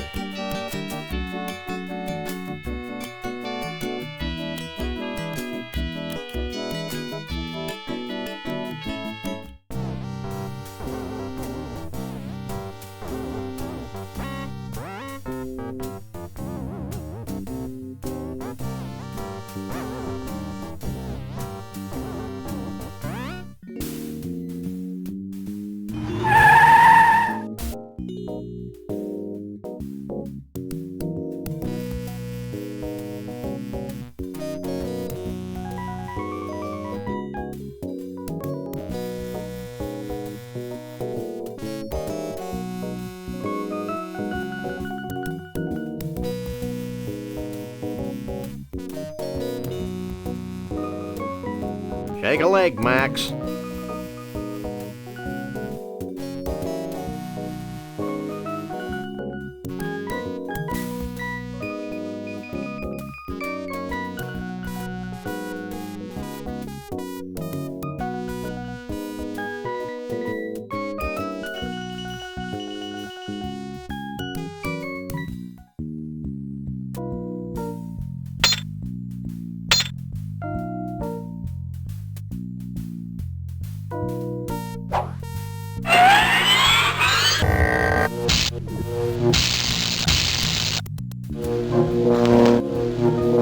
Now I can control the speed and direction of the diner via these mounted binoculars. That's the most ridiculous thing I've ever heard.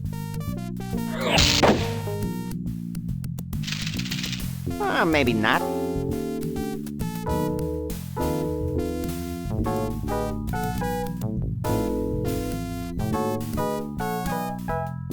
Okay, I've lodged the magnifying lens in front of the mounted binoculars.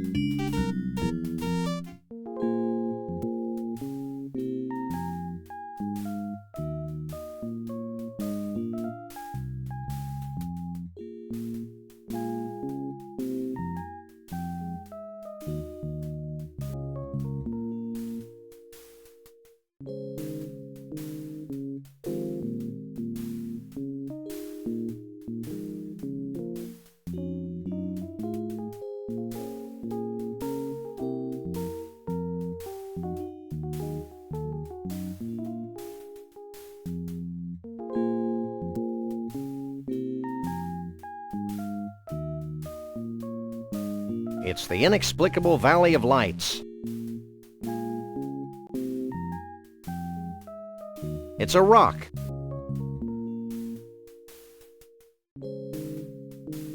Mount Badrich.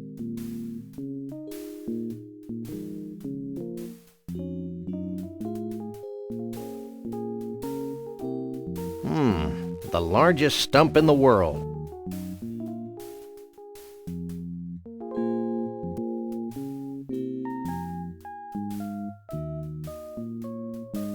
Why, it's the eternal plain of acid rain. Why, it's the eternal plain of acid rain.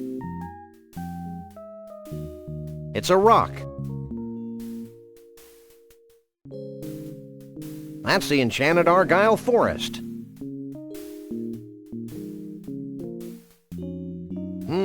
It's a rock, and it's between the two things Chavoul said it was between. It must be Frog Rock.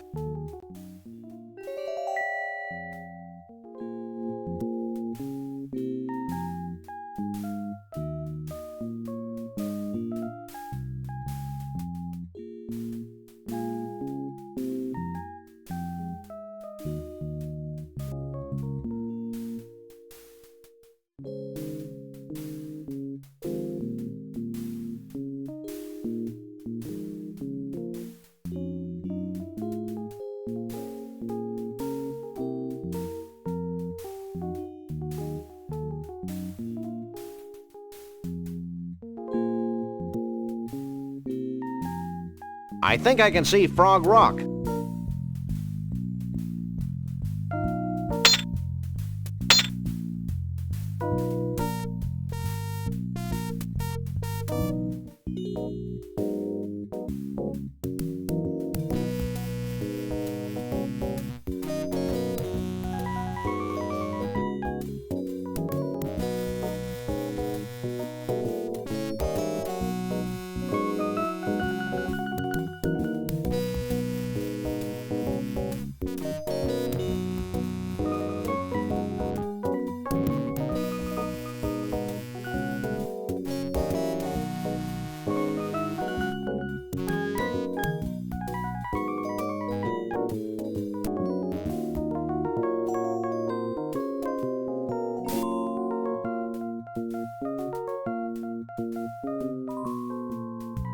That might be a good idea, but the golf ball retriever's still broken.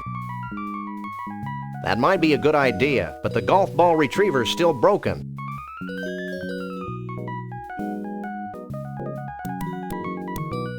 I can't use these things together. It's a powerful refrigerator magnet.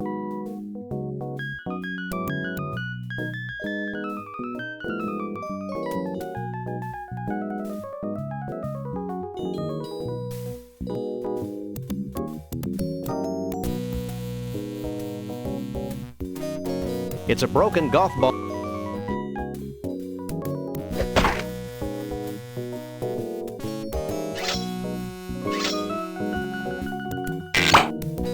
Well, that was useless. Yeah, sort of like those tax forms we keep finding in our mailbox.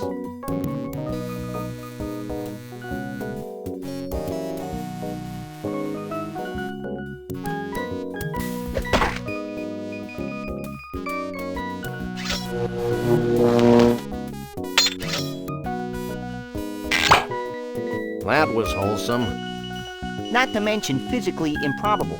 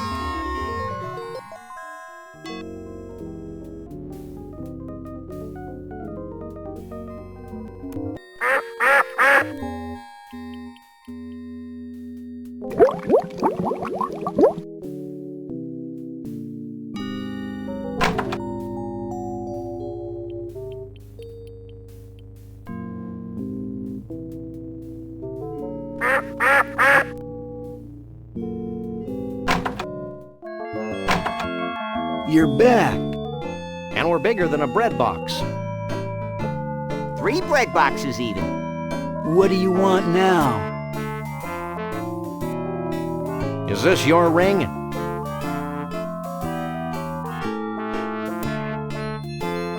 Cool, man. Have you found Frog Rock yet? Yes, but I don't see how that's going to get me any closer to Bruno. Finding Frog Rock's only the beginning, man. Once you're at Frog Rock, you'll need some samples. Samples? Yeah, man. Bigfoot samples. You know, fur and stuff. 3 of them. Smear them all over Frog Rock. Put the fur on the rock. Got it. Let's go, Max. Wait! You'll also need some Mystic Mole Man powder. You must be joking. No joke, man. Here, I'll get you some.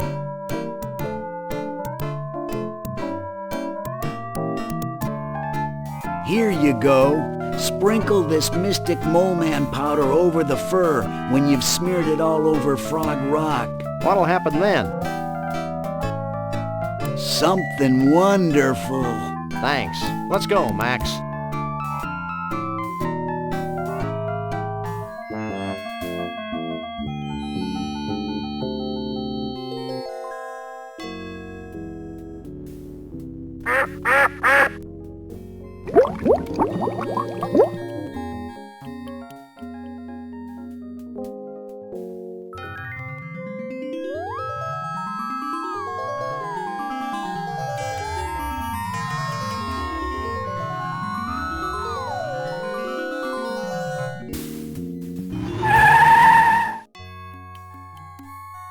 Frog Rock.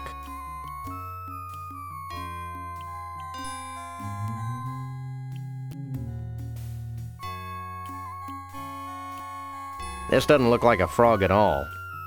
My innocence has been shattered by this blatant tourist trap. I want my money back. We didn't pay anything. Well, somebody better give me some money.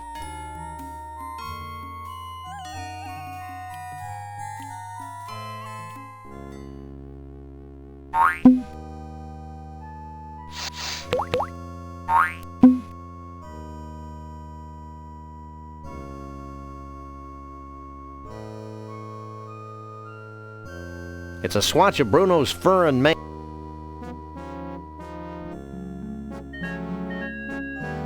I can't use these things together.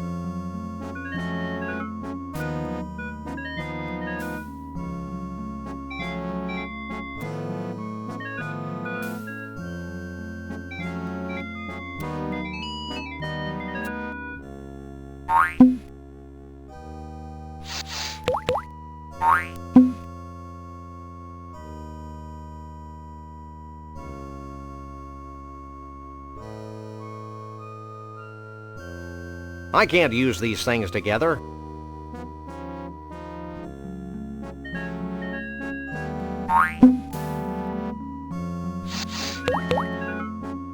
That's gross, Sam.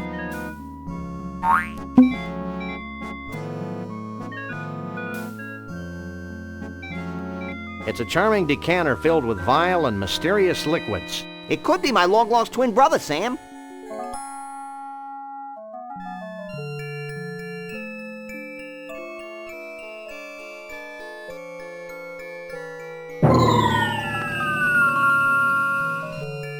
Well? Wait for it.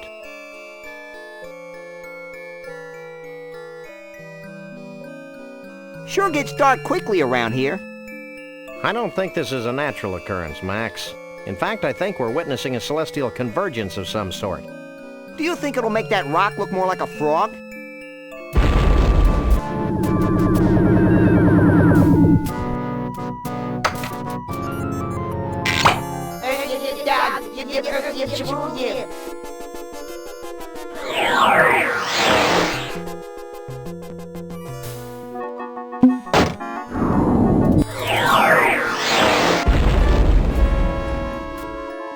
This means something, Sam.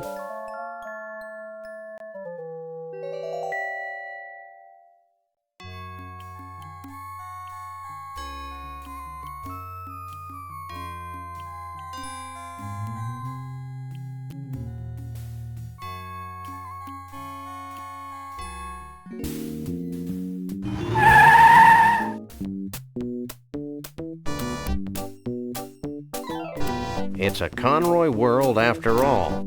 If we ever get this rich and famous, I want you to shoot me, Sam. It'll be a pleasure. Bumpusville. I wonder if Conroy's a member of Good Sam Club.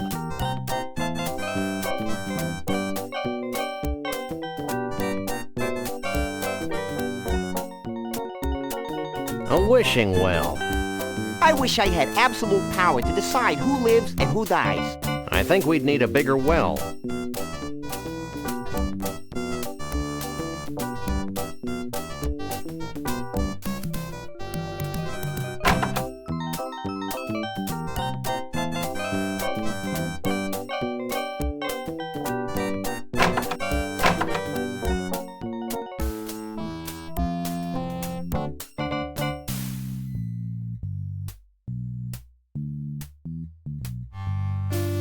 Cripes. Hey, Max, take a look at this. It's titled Me, Myself, and I. Hey, you learned how to read.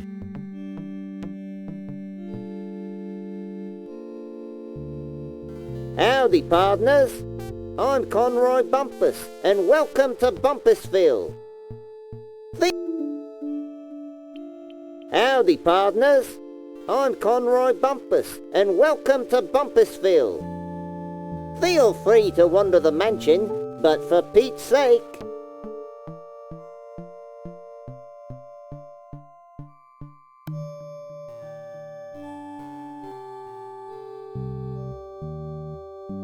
Look, they're paintings of trophies. It's a portrait of John Muir. Say, Sam, just who is John Muir? Who's John Muir? Hey, guys, this dope doesn't know who John Muir is. You gotta be kidding! What a maroon! What a dip cow poop. Sam, the dead animal heads are talking to me. Where? Up there! Well? But... You really shouldn't tell fibs about dead animals, Max. But... Stop bugging me. I'm admiring this portrait of John Muir. But who's John Muir? Do you really want to know? If you'll stop talking, sure. Okay, hit it, boys. There once was a man named John Muir. A naturalist, noble and pure. His love for all beasties. The most and the leasties. Has never been equaled. For sure. Cripes, look at all the trophies. I think this Bumpus goon is overcompensating for his lack of stature, Sam. And besides, I've got a lot more trophies than he does. It's a macro-hard maintenance droid. This is Conroy's first guitar. It says here that he practiced diligently for 2 weeks, then gave it up and hired a backup band. That story warms the cockles of my heart. So do car crashes.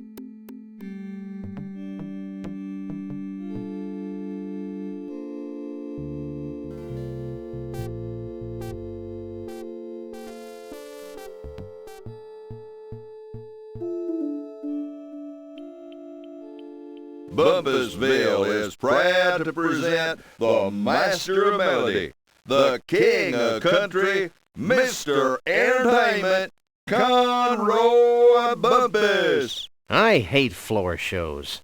I remember my childhood in Brighton, when dear old Dad would bounce me on his knee. He'd say, son, there ain't nothing as exciting as exposing beasts to inhumanity. That's why I'm happy to be king of the creatures.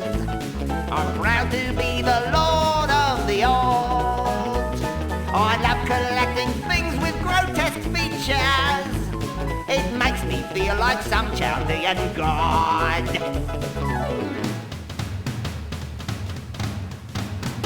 Oh, I trapped my first tiger before I could speak. Killed me a bear when I was free.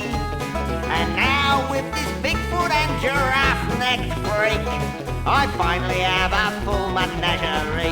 Hit it, boys! That's why he's after being feared by the one-up, just to be the czar of the song. None of us can be, but we are one-up. Oh, it's tough to be a country western star.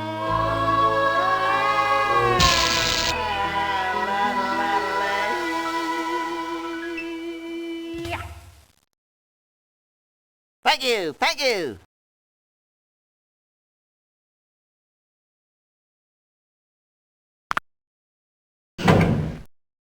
Your attention, please. Conroy Bumpus has left the building.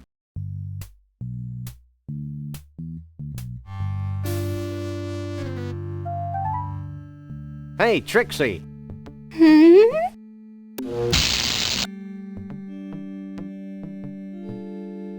Hey, Bruno.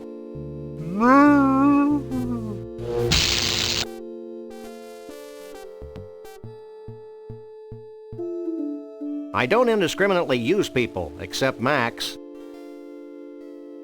It's Bruno and Trixie.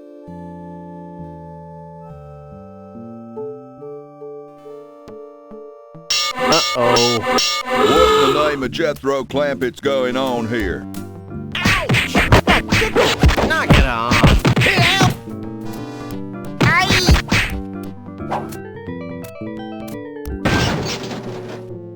And stay out.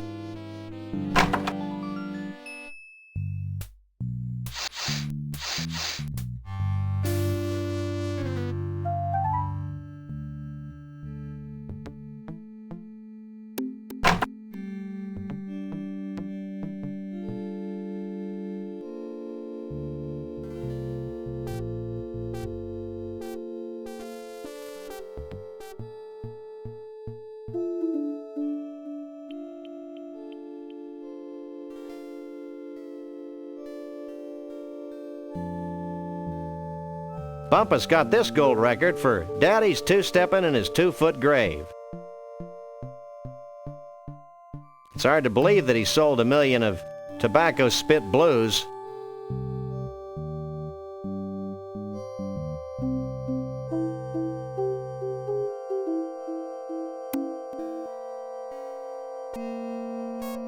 I can't pick that up.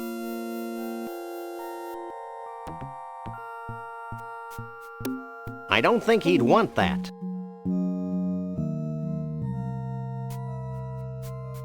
Wow, it's Monster Truck Weekend! Happening every Sunday. Sunday! Sunday. Okay, I'm over the shock now. I'm not, but I'm sure my gentle naivete will survive.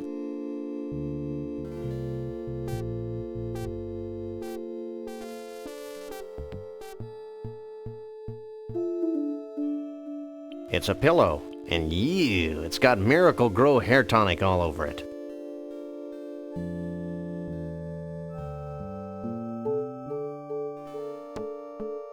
It looks like an official macro hard maintenance droid manual. If I had the slightest inclination to strain myself, I could probably reach it. However, I'm sure I can drag this out into a longer yet more satisfying experience. I don't want to strain myself.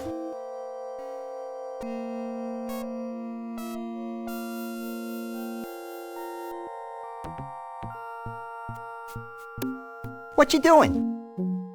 Hang back, buddy, and observe my magic.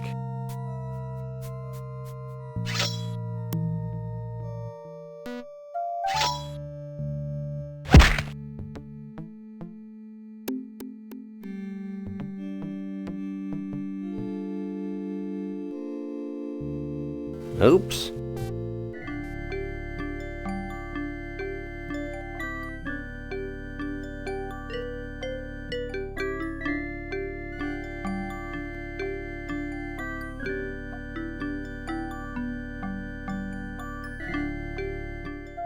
Find out all you need to know? Maybe. I got a little lost in the troubleshooting chapter. I can't use these things.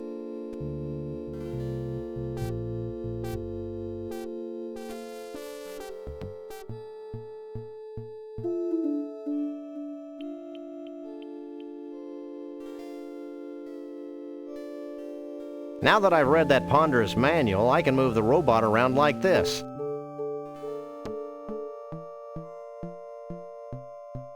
I'm impressed. That's nothing. Watch this. Help me, Sam and Max. You're my only hope. That was gratuitous. Sorry. This might be more useful.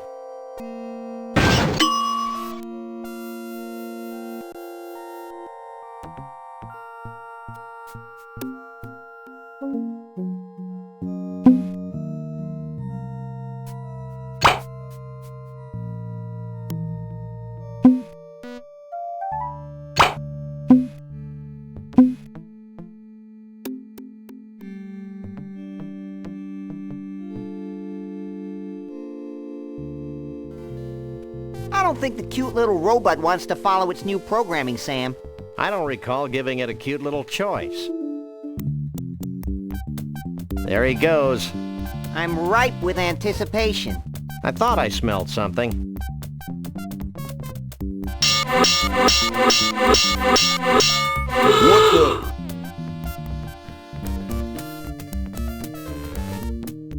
How Pavlovian. And you should know.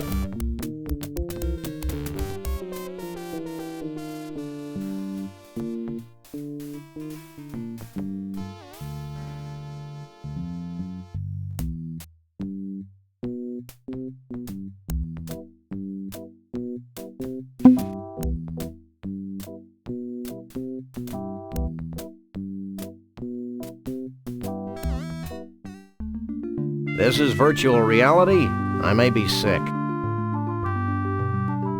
It's a Cheesley polygon sword.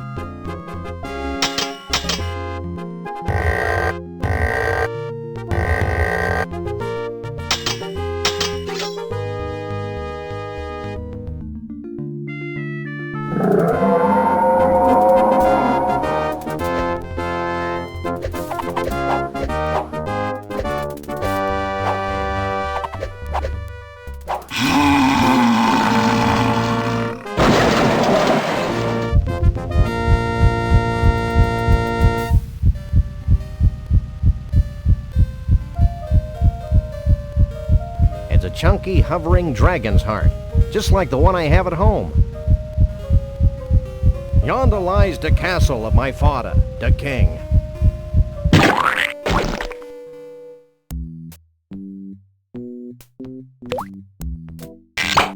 Well? I am the keymaster. Does that come with a dental plan? I don't know what you two critters are up to, but I want you out of here, now.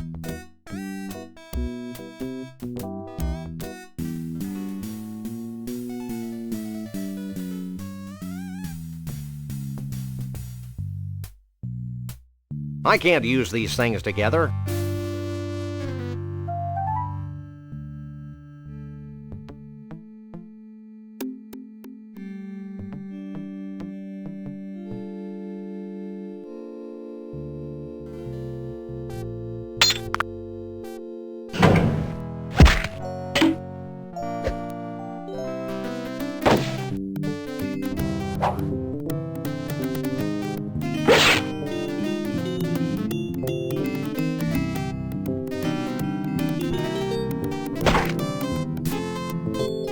Gee, thanks. Well, back to the circus with you. I'm feeling a little morally conflicted about taking Bruno back to the circus. I'm not. Let's go, you big lug. Stay away from him, you malefactor. I'm not a malefactor. I'm a lagomorph. Look, I'm not going back to the circus, and I'm late for a party. Oh yeah, the Bigfoot party. Where is it? It's at Evelyn Morrison's Savage Jungle Inn in picturesque Half-Life, Nevada. Bigfoots. And their dates? Only.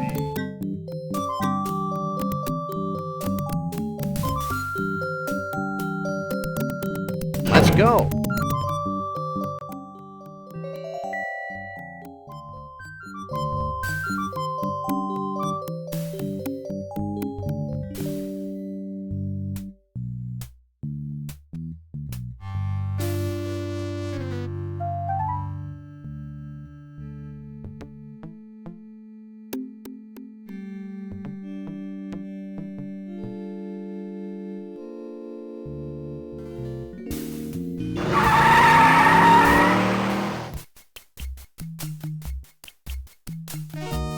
This place is tiki-rific. Tiki-rific? Yeah, I feel immersed in native culture. I just hope this place has authentic savage tiki drinks with that authentic tiki tang.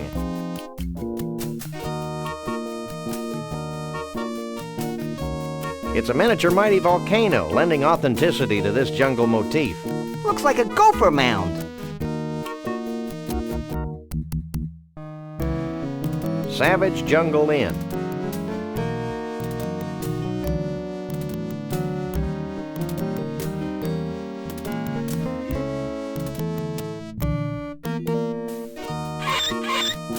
That's a particularly big Bigfoot. What's up in there? Big time Bigfoot party.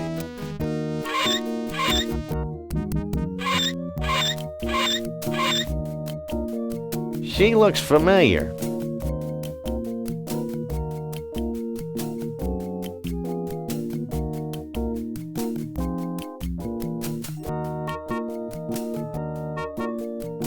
I wonder if this bird talks.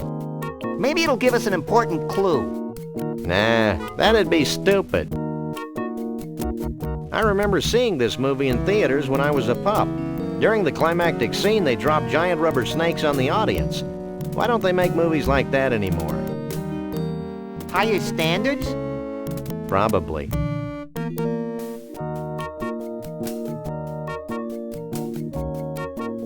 She's not my type. Hey, aren't you Evelyn Morrison, famed B-movie star? Yes, I am she. I've seen all your movies. My favorite was Robot Terror from Beyond the Galaxy. Is that the one where the alien says, Clam do Beretta Nimno? No, that's Vampirus in Prison. Oh, yeah. Would you like Evelyn Morrison's autograph? Actually, we just want to ask a few questions. Evelyn Morrison is always available for interviews. Action! I'm ready for my close-up, Mr. Corman.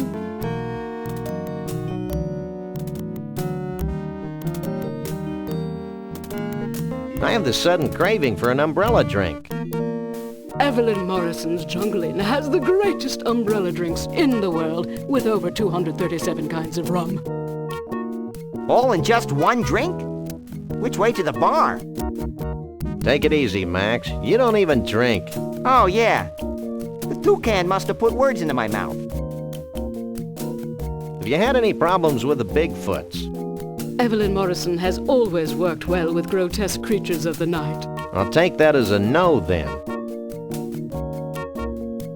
You haven't seen a short, self-absorbed, crazy-as-a-bedbug country western singing star around here, have you? If you mean Conroy Bumpus, Evelyn Morrison had him ejected from the premises hours ago. Why? He was harassing Evelyn Morrison's guests.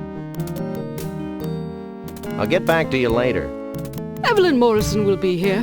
In the meantime, why not take some of these brochures? They have Evelyn Morrison's autograph on them, making them must-have collectibles. Thanks.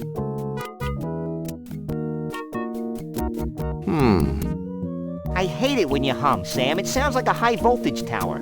These are pamphlets for the Mount Rushmore Dinosaur Tar Pit and Bungee Jumping National Park in North Dakota, and someplace called the Celebrity Vegetable Museum in Goat Liver, Texas. I think I like the humming better.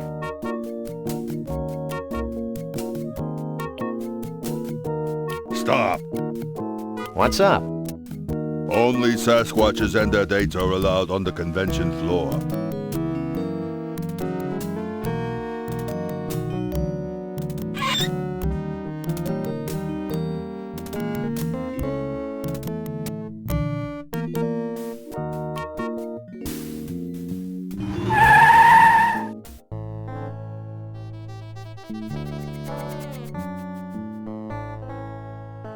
Celebrity Vegetable Museum. What detail? See the carrot leaning out of the book depository? Never mind that. What about the string beans behind the fence on the grassy knoll?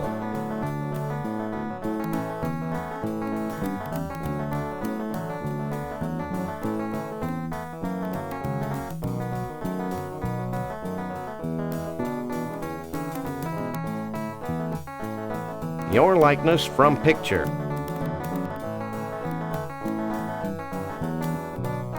I can't believe Harrison actually agreed to this. It is a stunning likeness, though. It's amazing what they can do with mushrooms.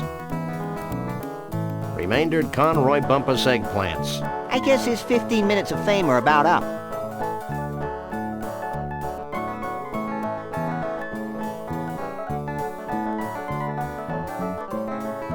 I applaud this woman's monomania. Which one of these guys is the walrus? The celery stalk.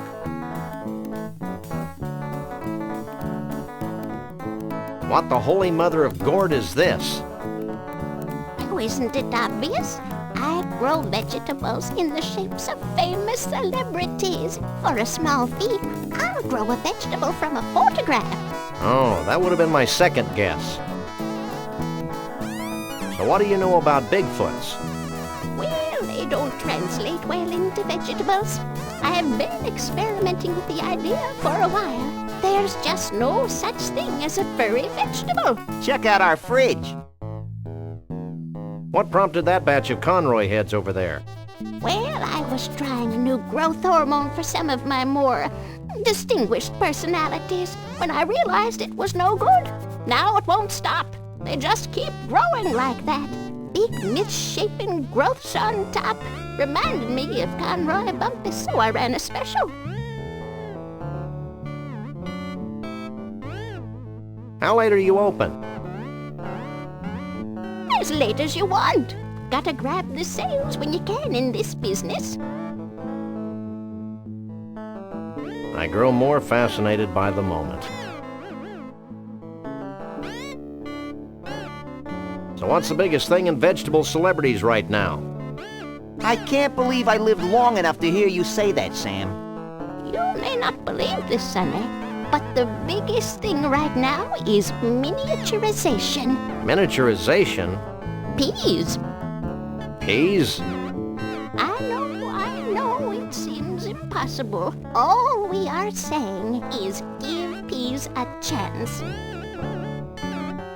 Well, bye.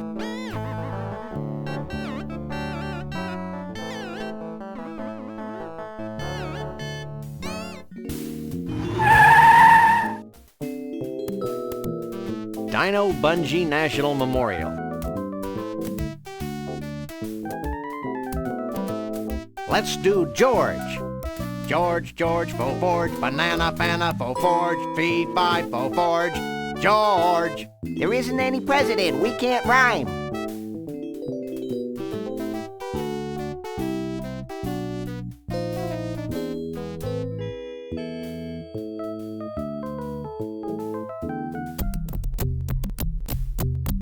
Look, a 70-million-year-old statue with no graffiti. I thought it was missing something. Where's the crayons? No way. Why not? You're artistically inept. Can I just paint his toenails red? Maybe later. I can't pick that up. Hi, my name is Rex, the Thunder Lizard. During the late Jurassic period, I was king of the dinosaurs. As you can see, my tiny forearms are quite useless. But I more than make up for it with my powerful tail, my muscular legs, and my savage razor-sharp teeth. Some people make fun of me because I've got a brain the size of a walnut. But they usually stop making fun of me after I eat them. Hi, my name is Rex, the Thunder...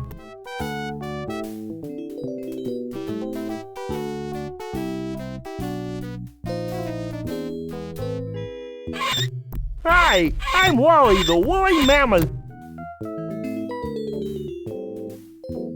Hi, I'm Wally, the woolly mammoth. I may be extinct now, but during the Ice Age, I was king of the mammals. Hi, I'm Wally, the woolly mammoth.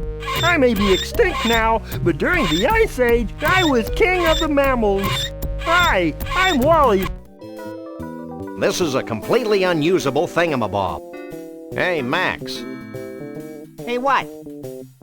I've got a job for those mighty incisors of yours. What? See that woolly mammoth? What about it? Stop playing dumb and get chomping.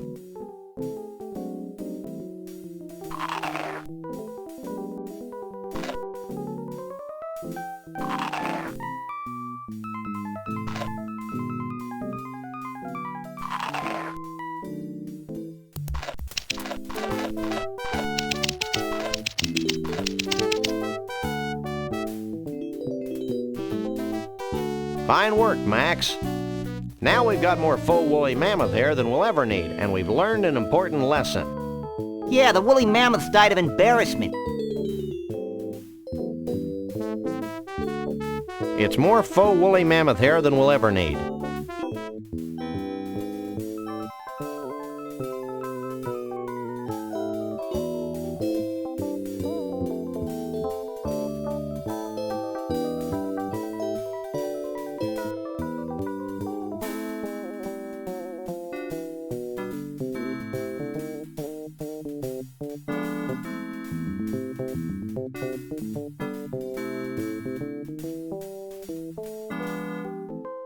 This place evokes a sense of wonder. You have to wonder.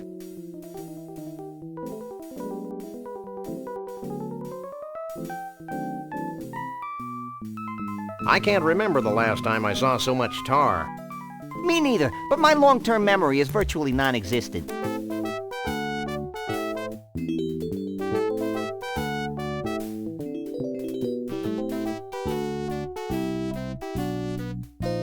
That's a good idea. Too bad the retriever won't bend over the top of the pool.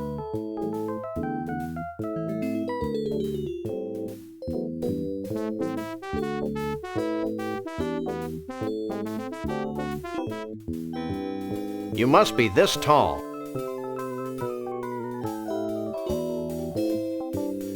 Looks like this elevator will take us up into Washington's nose. Bungee.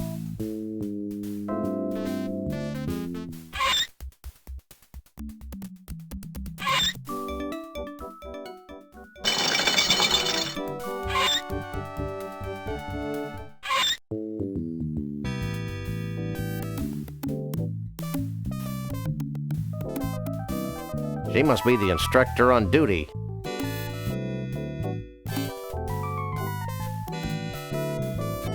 That's kind of a long drop. That's kind of a long drop. Bungee cord.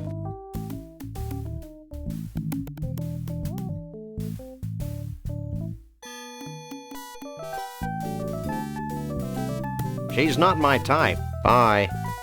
Bye, handsome.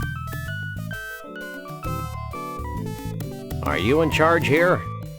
Yes, I'm an Olympic bungee jumper and I know everything there is to know about bungee jumping. Olympic bungee jumping? Wow, she sounds sure. What do I do? The principles are important to master. Get a safety harness from behind that little screen over there. Once that's on, it's important that you jump from the board toward the pit of tar below. But I'm sure a great big hunk of fur like yourself would have no problem. Yeah, sounds easy. Looks dangerous. Bye. So long, cutie.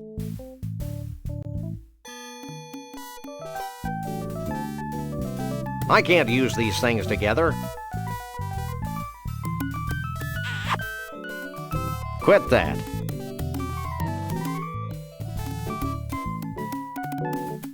So, what do you think? It fits you just fine. Ooh, stand back. She may pounce. It's a danger I face every day. So, Max, what do you think?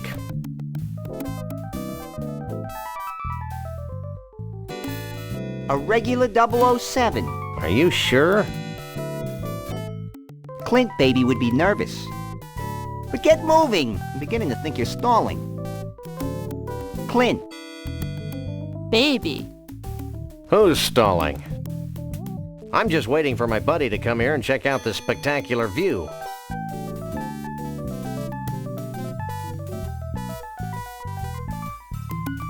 I can't use these things together.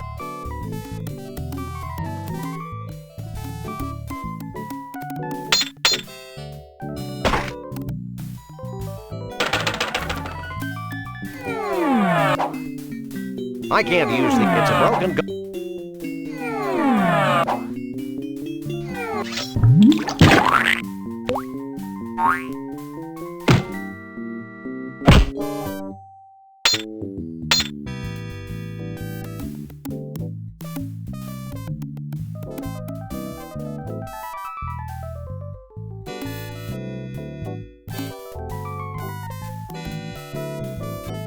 I don't indiscriminately use people, except Max.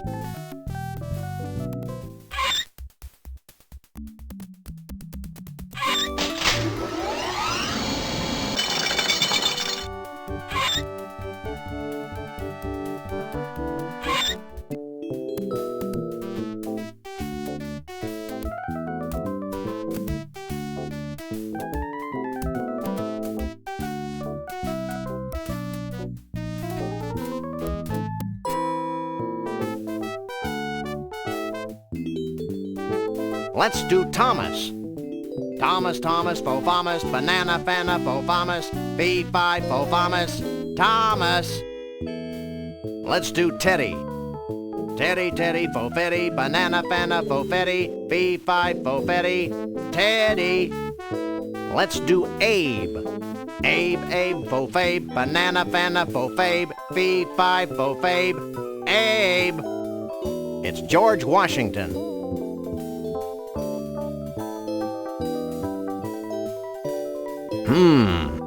What kind of dinosaurs are those, Sam?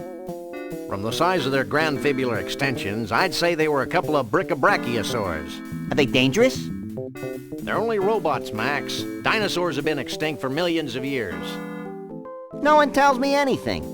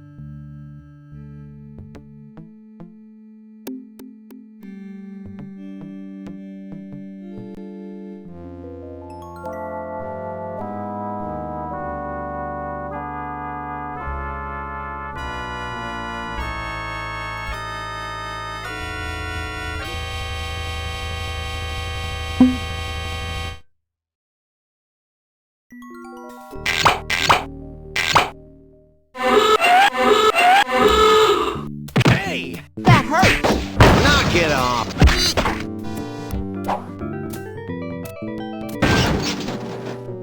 And stay out.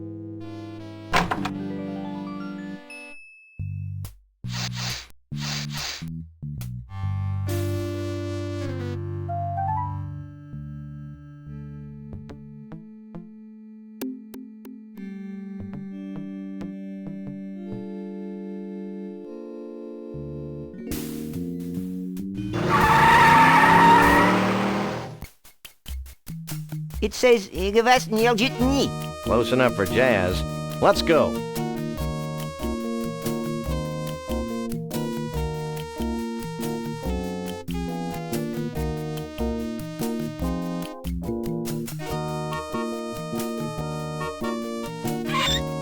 It's Max.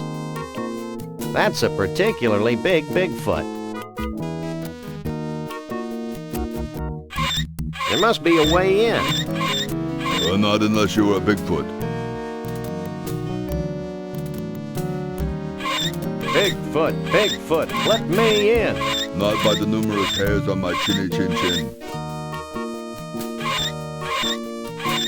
What's bugging you? We just want to check out the party for a minute to see some friends. Aside from my flea and tick problem, my feet hurt. It's not like us Sasquatch can order up some orthopedic shoes anytime we want.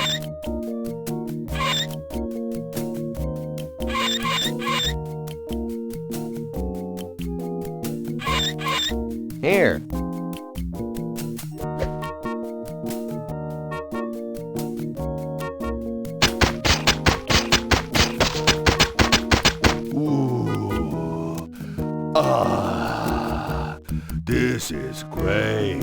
Really great. I owe you guys.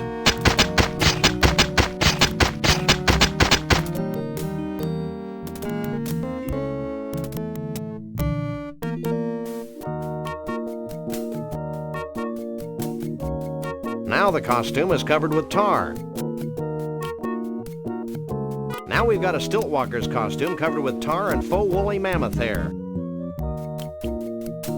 Okay, I've attached Conroy Bumpus' toupee to the Stiltwalker's costume. I guess we could try it on.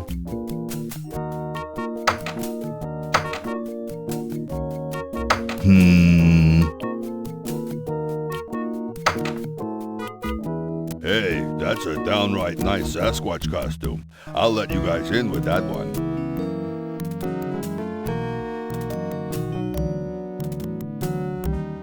Looks like something important's happening. Hundreds of years ago, it was becoming apparent that our time was running out. Yet we were slow to heed the warnings of impending doom. The seemingly slow encroachment of mankind and all that his many living styles entail seemed like a vague and distant problem. A problem for future generations of Yeti to solve. Blithely, we sat back, ignoring our own inner call for action. Tradition and the status quo were our excuses for complacency. The certainty of not just losing our way of life, but possibly our very lives. And the demise of our entire race is now becoming a reality. A reality we can no longer choose to ignore. As it turns out, the humans and their technology are moving faster than we are, much faster than we had anticipated. And so we now face the final crisis.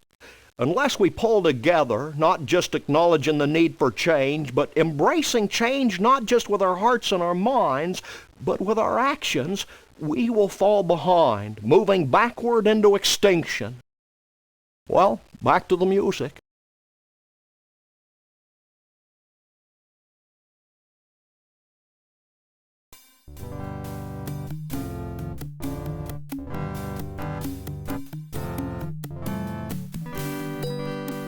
He looks happy in a gluttonous kind of way.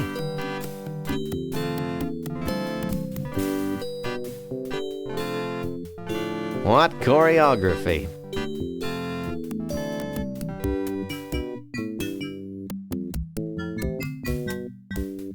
Chateau Sasquatch 92. A very bad year. He looks spooky in a cheery sort of way. She looks friendly in a scary sort of way.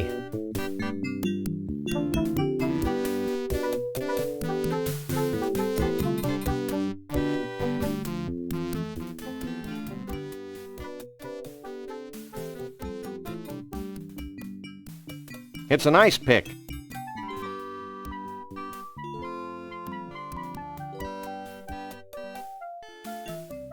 It's a freezer.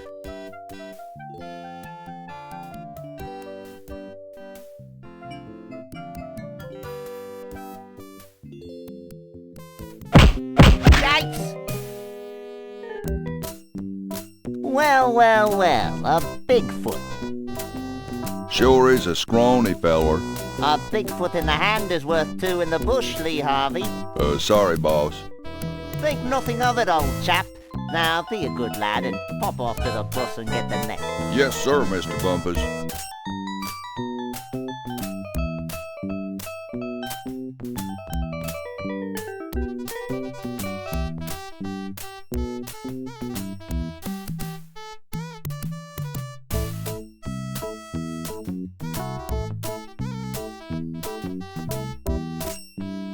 There's something you should know, Bumpus.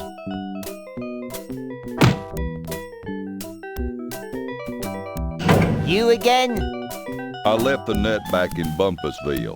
Forget the net. We're gonna disguise ourselves as a Bigfoot. Why?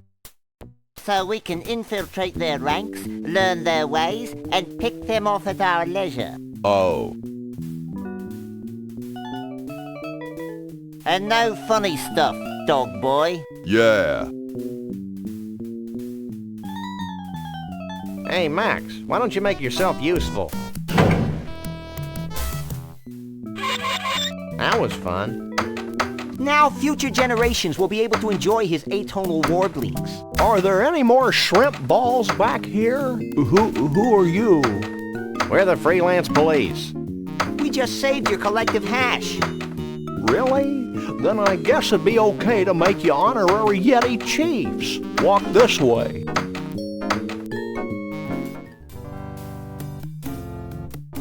Can I have your attention, please?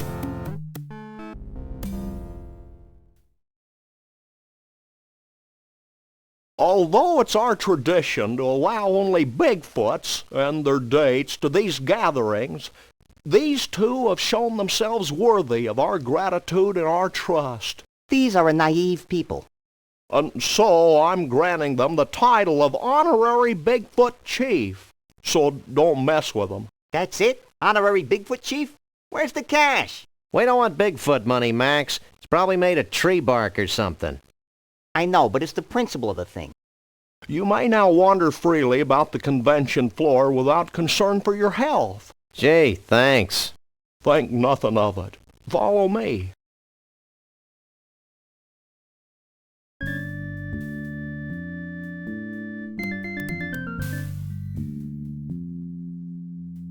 Since you have proven yourselves to be friends of the Yeti, I have brought you here to share in our biggest secret.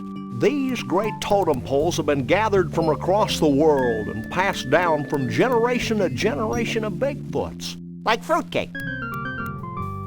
We believe they hold the answer to our ultimate salvation, but the secret of their purpose is a riddle we've been unable to fathom. Sounds heavy. Like fruitcake. It's real heavy. Bruno. Like fruitcake. Why aren't you at the party? Who can party while their world comes to an end? Most of your mange-ridden brethren, apparently. I told you it was a bad idea to spike the punch. I thought it would loosen up everyone's imagination. No wonder we're facing extinction. Okay, guys, here's the situation. The Bigfoot way of life is rapidly going down the tubes. These totem poles might be able to save us, but A, we don't know what they mean. B, most of us have been partying too much to figure out what they mean. And C, we Bigfoots have a hard time operating in public, if you know what I mean. We wouldn't normally be asking for help, but we're desperate. Well, that's how we get most of our gigs, so why not? Great. Why don't you three get cracking on the totem poles? I'm going to the hot tub.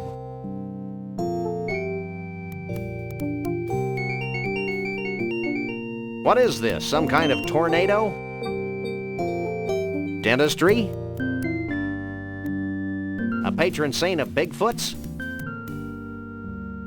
Looks like a before and after shot.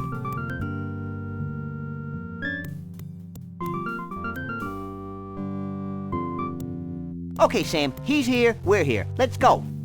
Wait, go where? Back to the carnival so we can get paid, you big lummox. I may be slow, but I am not stupid. I'm staying right here. Psst, Max.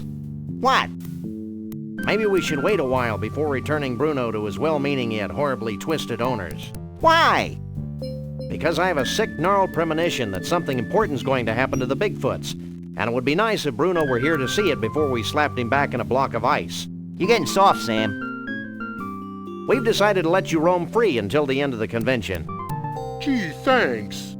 Is there anything I can do for you in return? What do you make of that totem pole on the far left? Let me take a look.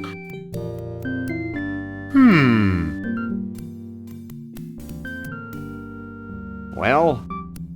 It's a totem pole. And? It's made of wood. It's not too late to take him back to the carnival, you know. I'm not holding my breath, but do you have any clue who the guy in the third totem pole is? Nope. He sure seems to get along with vegetables, though. Sam, the guy in that pole's got a marshmallow. So? I want a marshmallow. Max, you are a marshmallow. Any keen Bigfoot insights into the totem pole with a tooth on it? I've been staring at that one for hours, and... Yes? I think it has something to do with teeth. See that totem pole? What about it? What do you think it means? I've got it. What did you tell them? I told them to start looking for bald guys with spaghetti on their heads. So what do you think about all this? I'm just happy to be here, Sam. Happy to be at room temperature and happy to be free at last. Born free as the wind blows. Max, What? what were you saying, Bruno? I lost my thought. Darn. How'd you and Trixie meet anyway? We didn't really meet until she thawed me out. But I've loved her ever since that first night she snuck into the freak tent and sang me to sleep with a Scrantonese lullaby. And you want to put him back in a block of ice? Yeah, so? I give up. Be seeing you. Not if I see you first.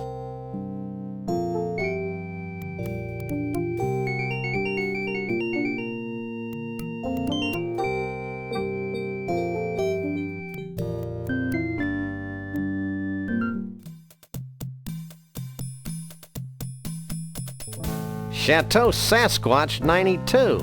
A very bad year.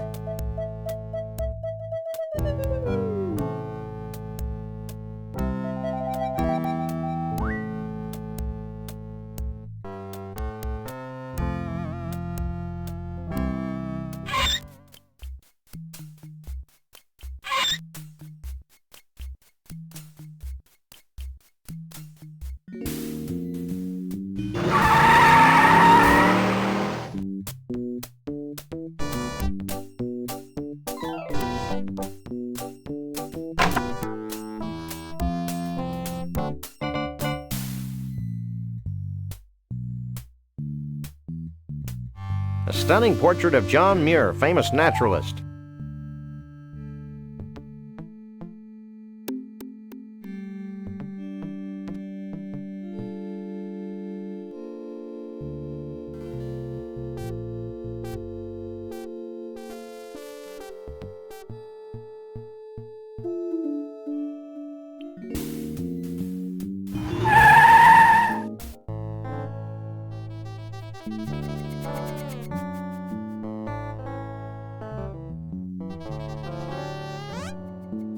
A stunning portrait of John Muir. What do you make of this? Famed naturalist John Muir, huh? This looks like a zucchini squash to me. I can do this, but it'll take a short while.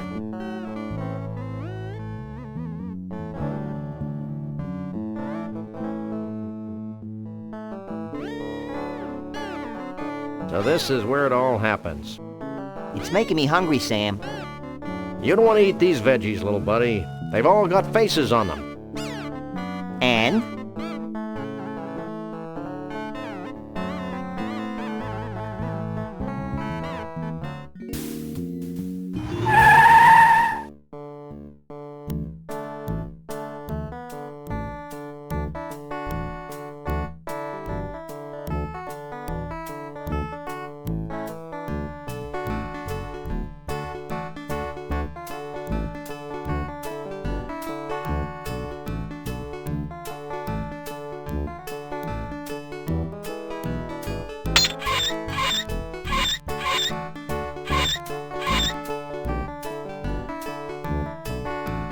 That did the trick.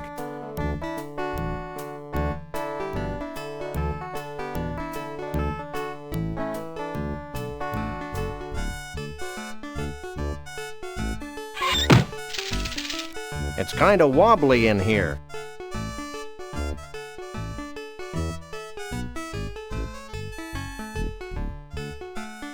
Hey, Max, come here.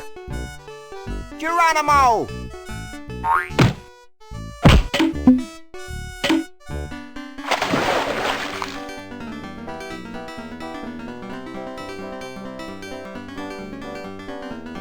One must admire the skill with which the wily uber trout stalks its prey. This is one of the 10 most liberating experiences of my life, Sam. Holy mackerel. I'm a trout, stupid. Holy trout. I'd always thought you were made of plaster.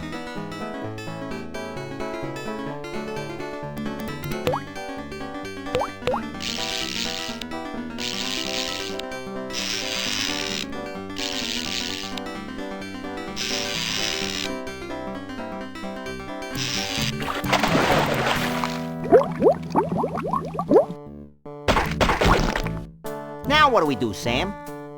I'm thinking. What's that noise? It sounds like you do when you've eaten too much Thai food, Sam.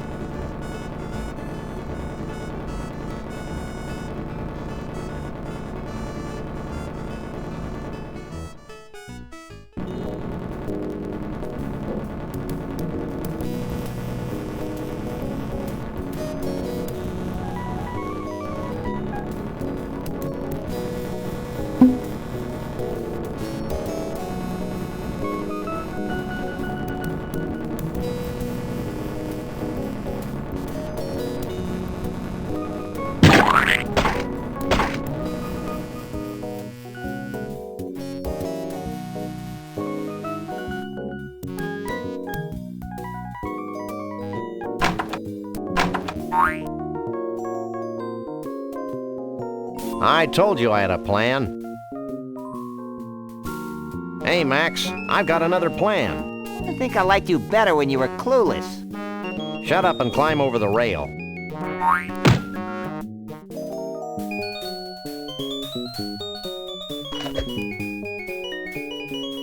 See? That wasn't so bad. What are you two doing out here? Any more bright ideas? Let's start crying like babies.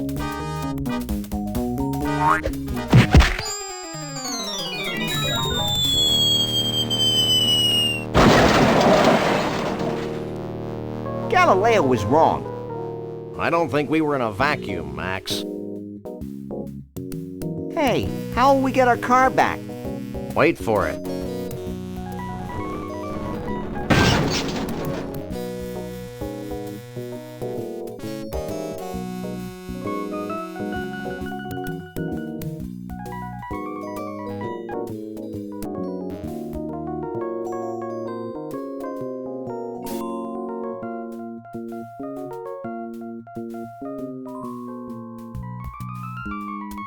Too late.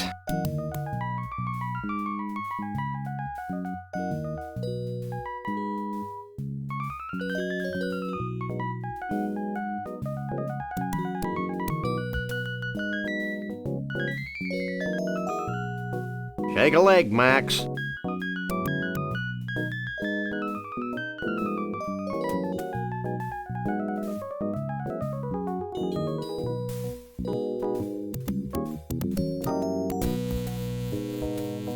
This is a completely unusable thing.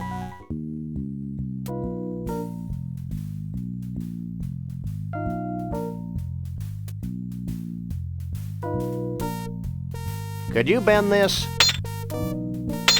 Sure. Just let me finish this one.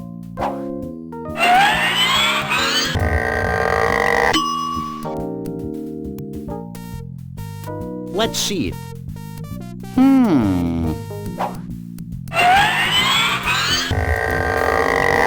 How's that? Great.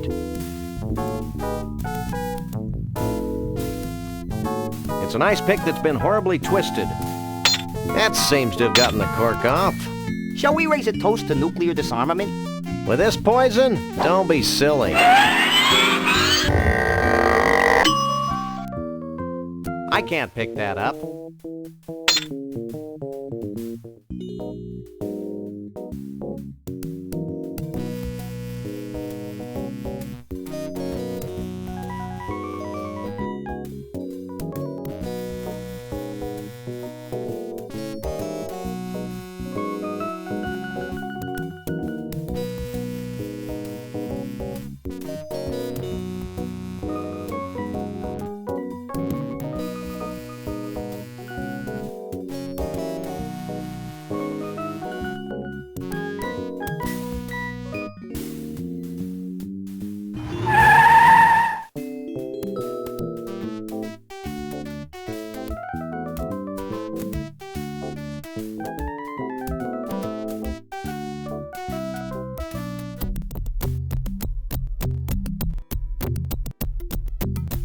Hi, my name is Rex. That was informative.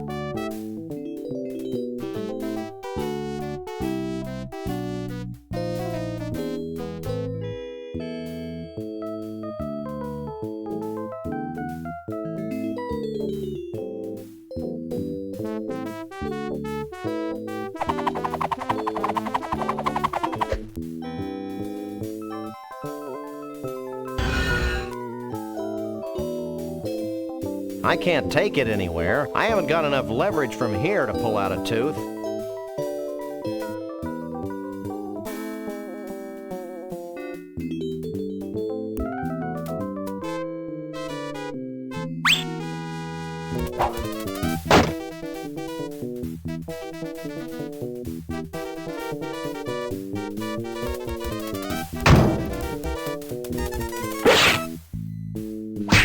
We finally got the tooth. The whole tooth? Nothing but.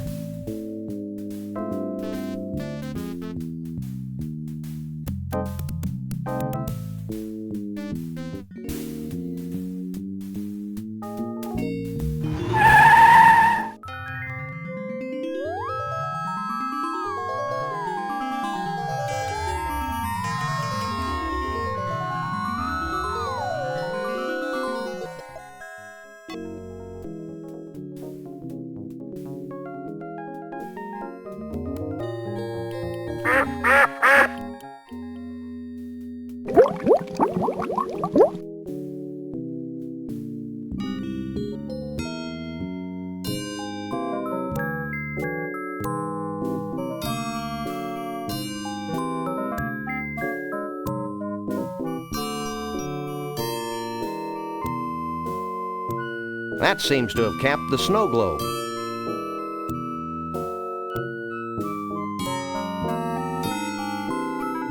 Can we try the vortex? Step right in.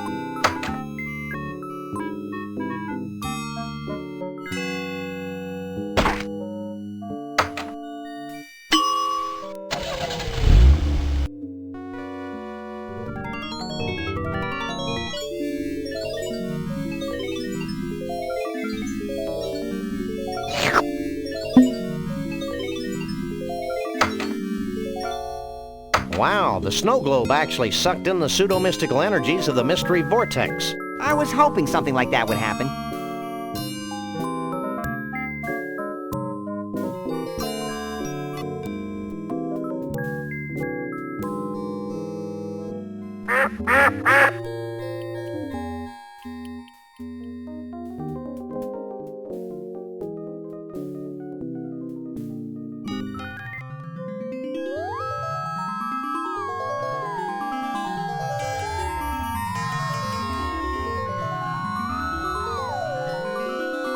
This is I can't use these things together.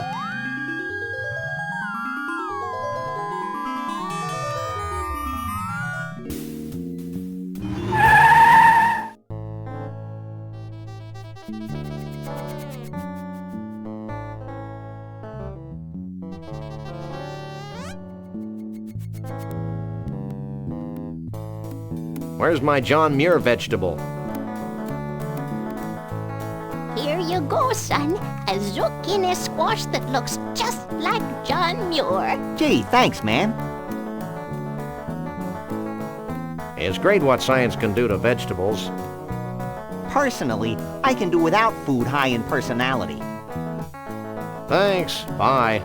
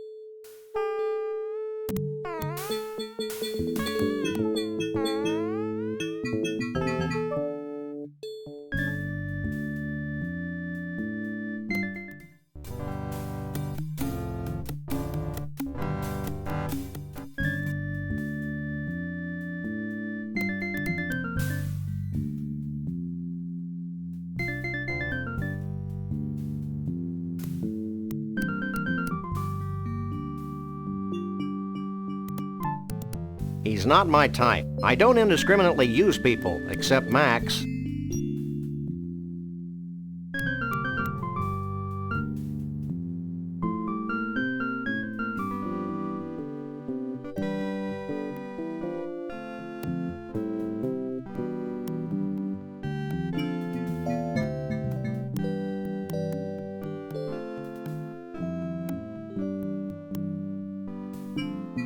Can you spare a second?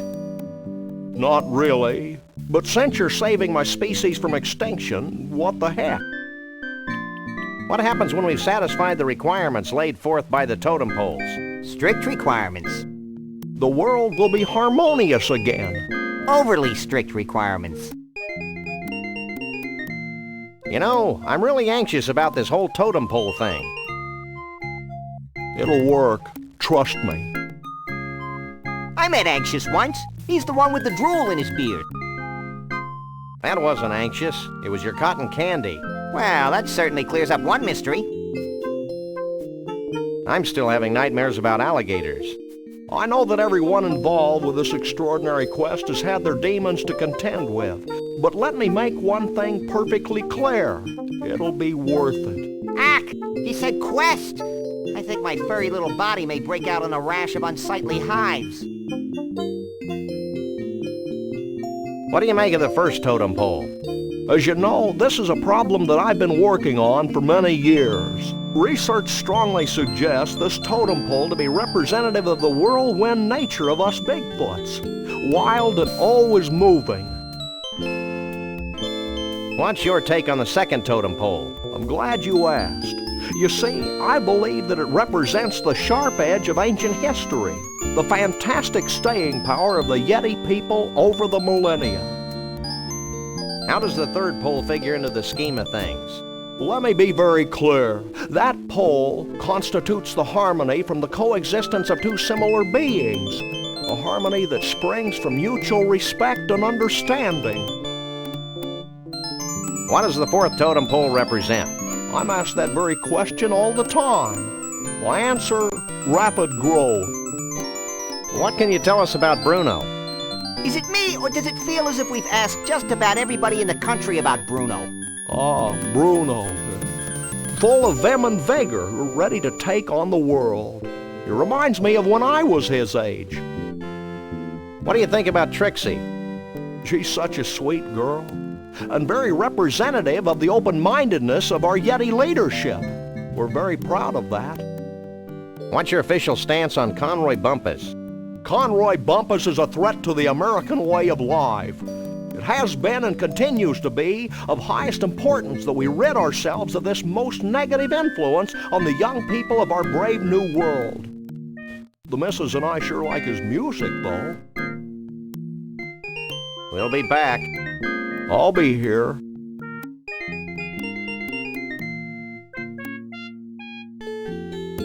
I believe we've deduced the secret of one of your totem poles. Hit me.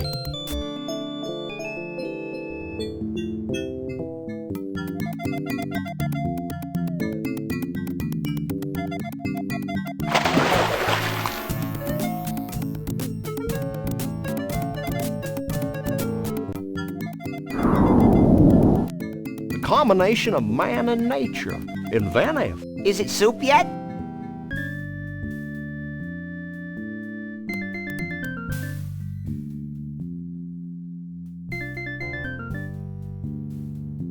I think I figured out one of the totem poles. Let me see.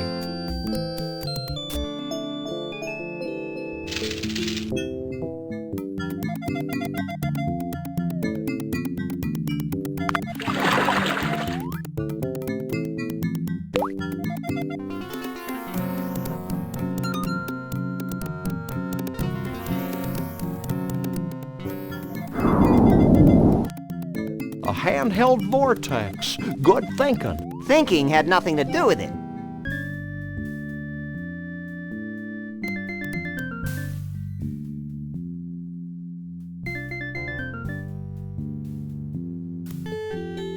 Hey, Mr. Chief, we found something that might tie into your totem poles. Yeah? What is it?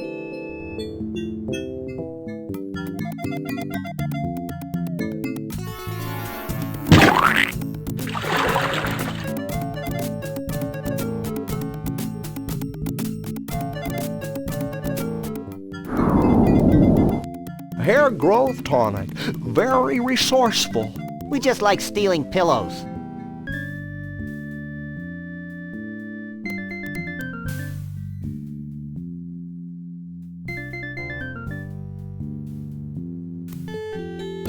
Hey, Chiefy Poo, I think I figured out one of those baffling totem poles.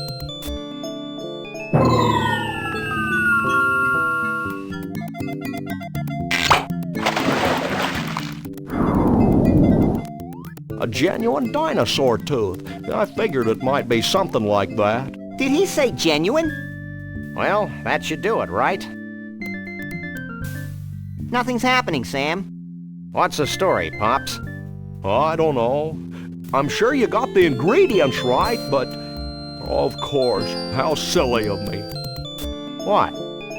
In order for the spell to work, we need a living Bigfoot sacrifice. It'd be a shame to lose one of these furry fellas, don't you think?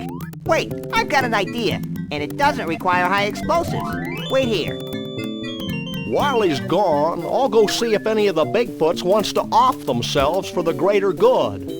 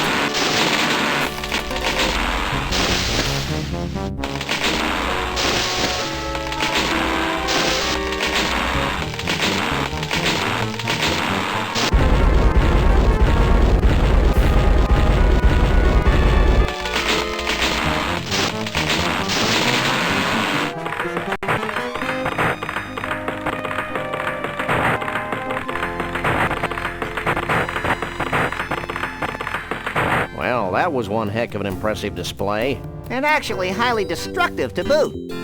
Goodbye, Sam and Max. I'm not sure how I could ever thank you, so I guess I won't. Will you and Trixie be heading back into the forest to live an idyllic, nature-oriented existence together? Hell no. We're going to Vegas to get hitched. If it hasn't been trashed by all this crazy redwood nonsense. We want to be in a place where we can sort of blend in, live our lives, maybe even raise a family. Ew. Goodbye, everyone. Goodbye, you nutsy primitive man-beast, you. You boys should be proud of what you've helped us achieve here today. You mean the wholesale destruction of the symbols of modern civilization in the western United States? You bet we are. Do we win a prize? Well, oh, why not? This medallion has been a part of my family for untold generations. Wear it in good health. Thanks, Chief. Max loves cheap sentiment. Foil-covered chocolatey goodness. What's wrong, Sam? I don't think the wizard has anything in that bag for me. Well, I could give you my ritual headdress that I bought at Snucky's last week.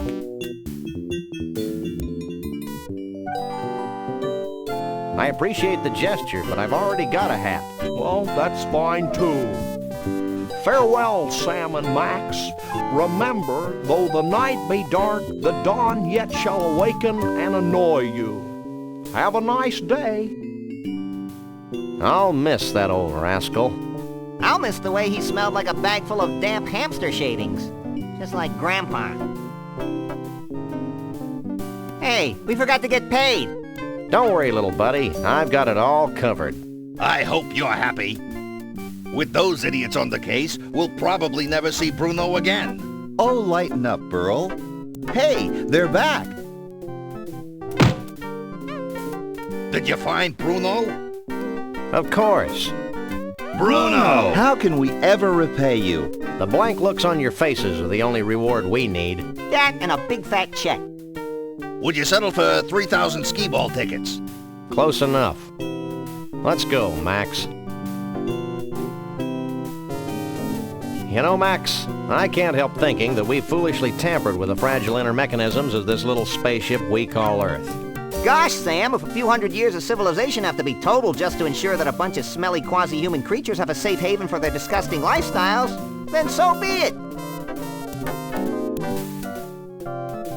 You crack me up, little buddy. Burl, did Bruno always have 4 arms?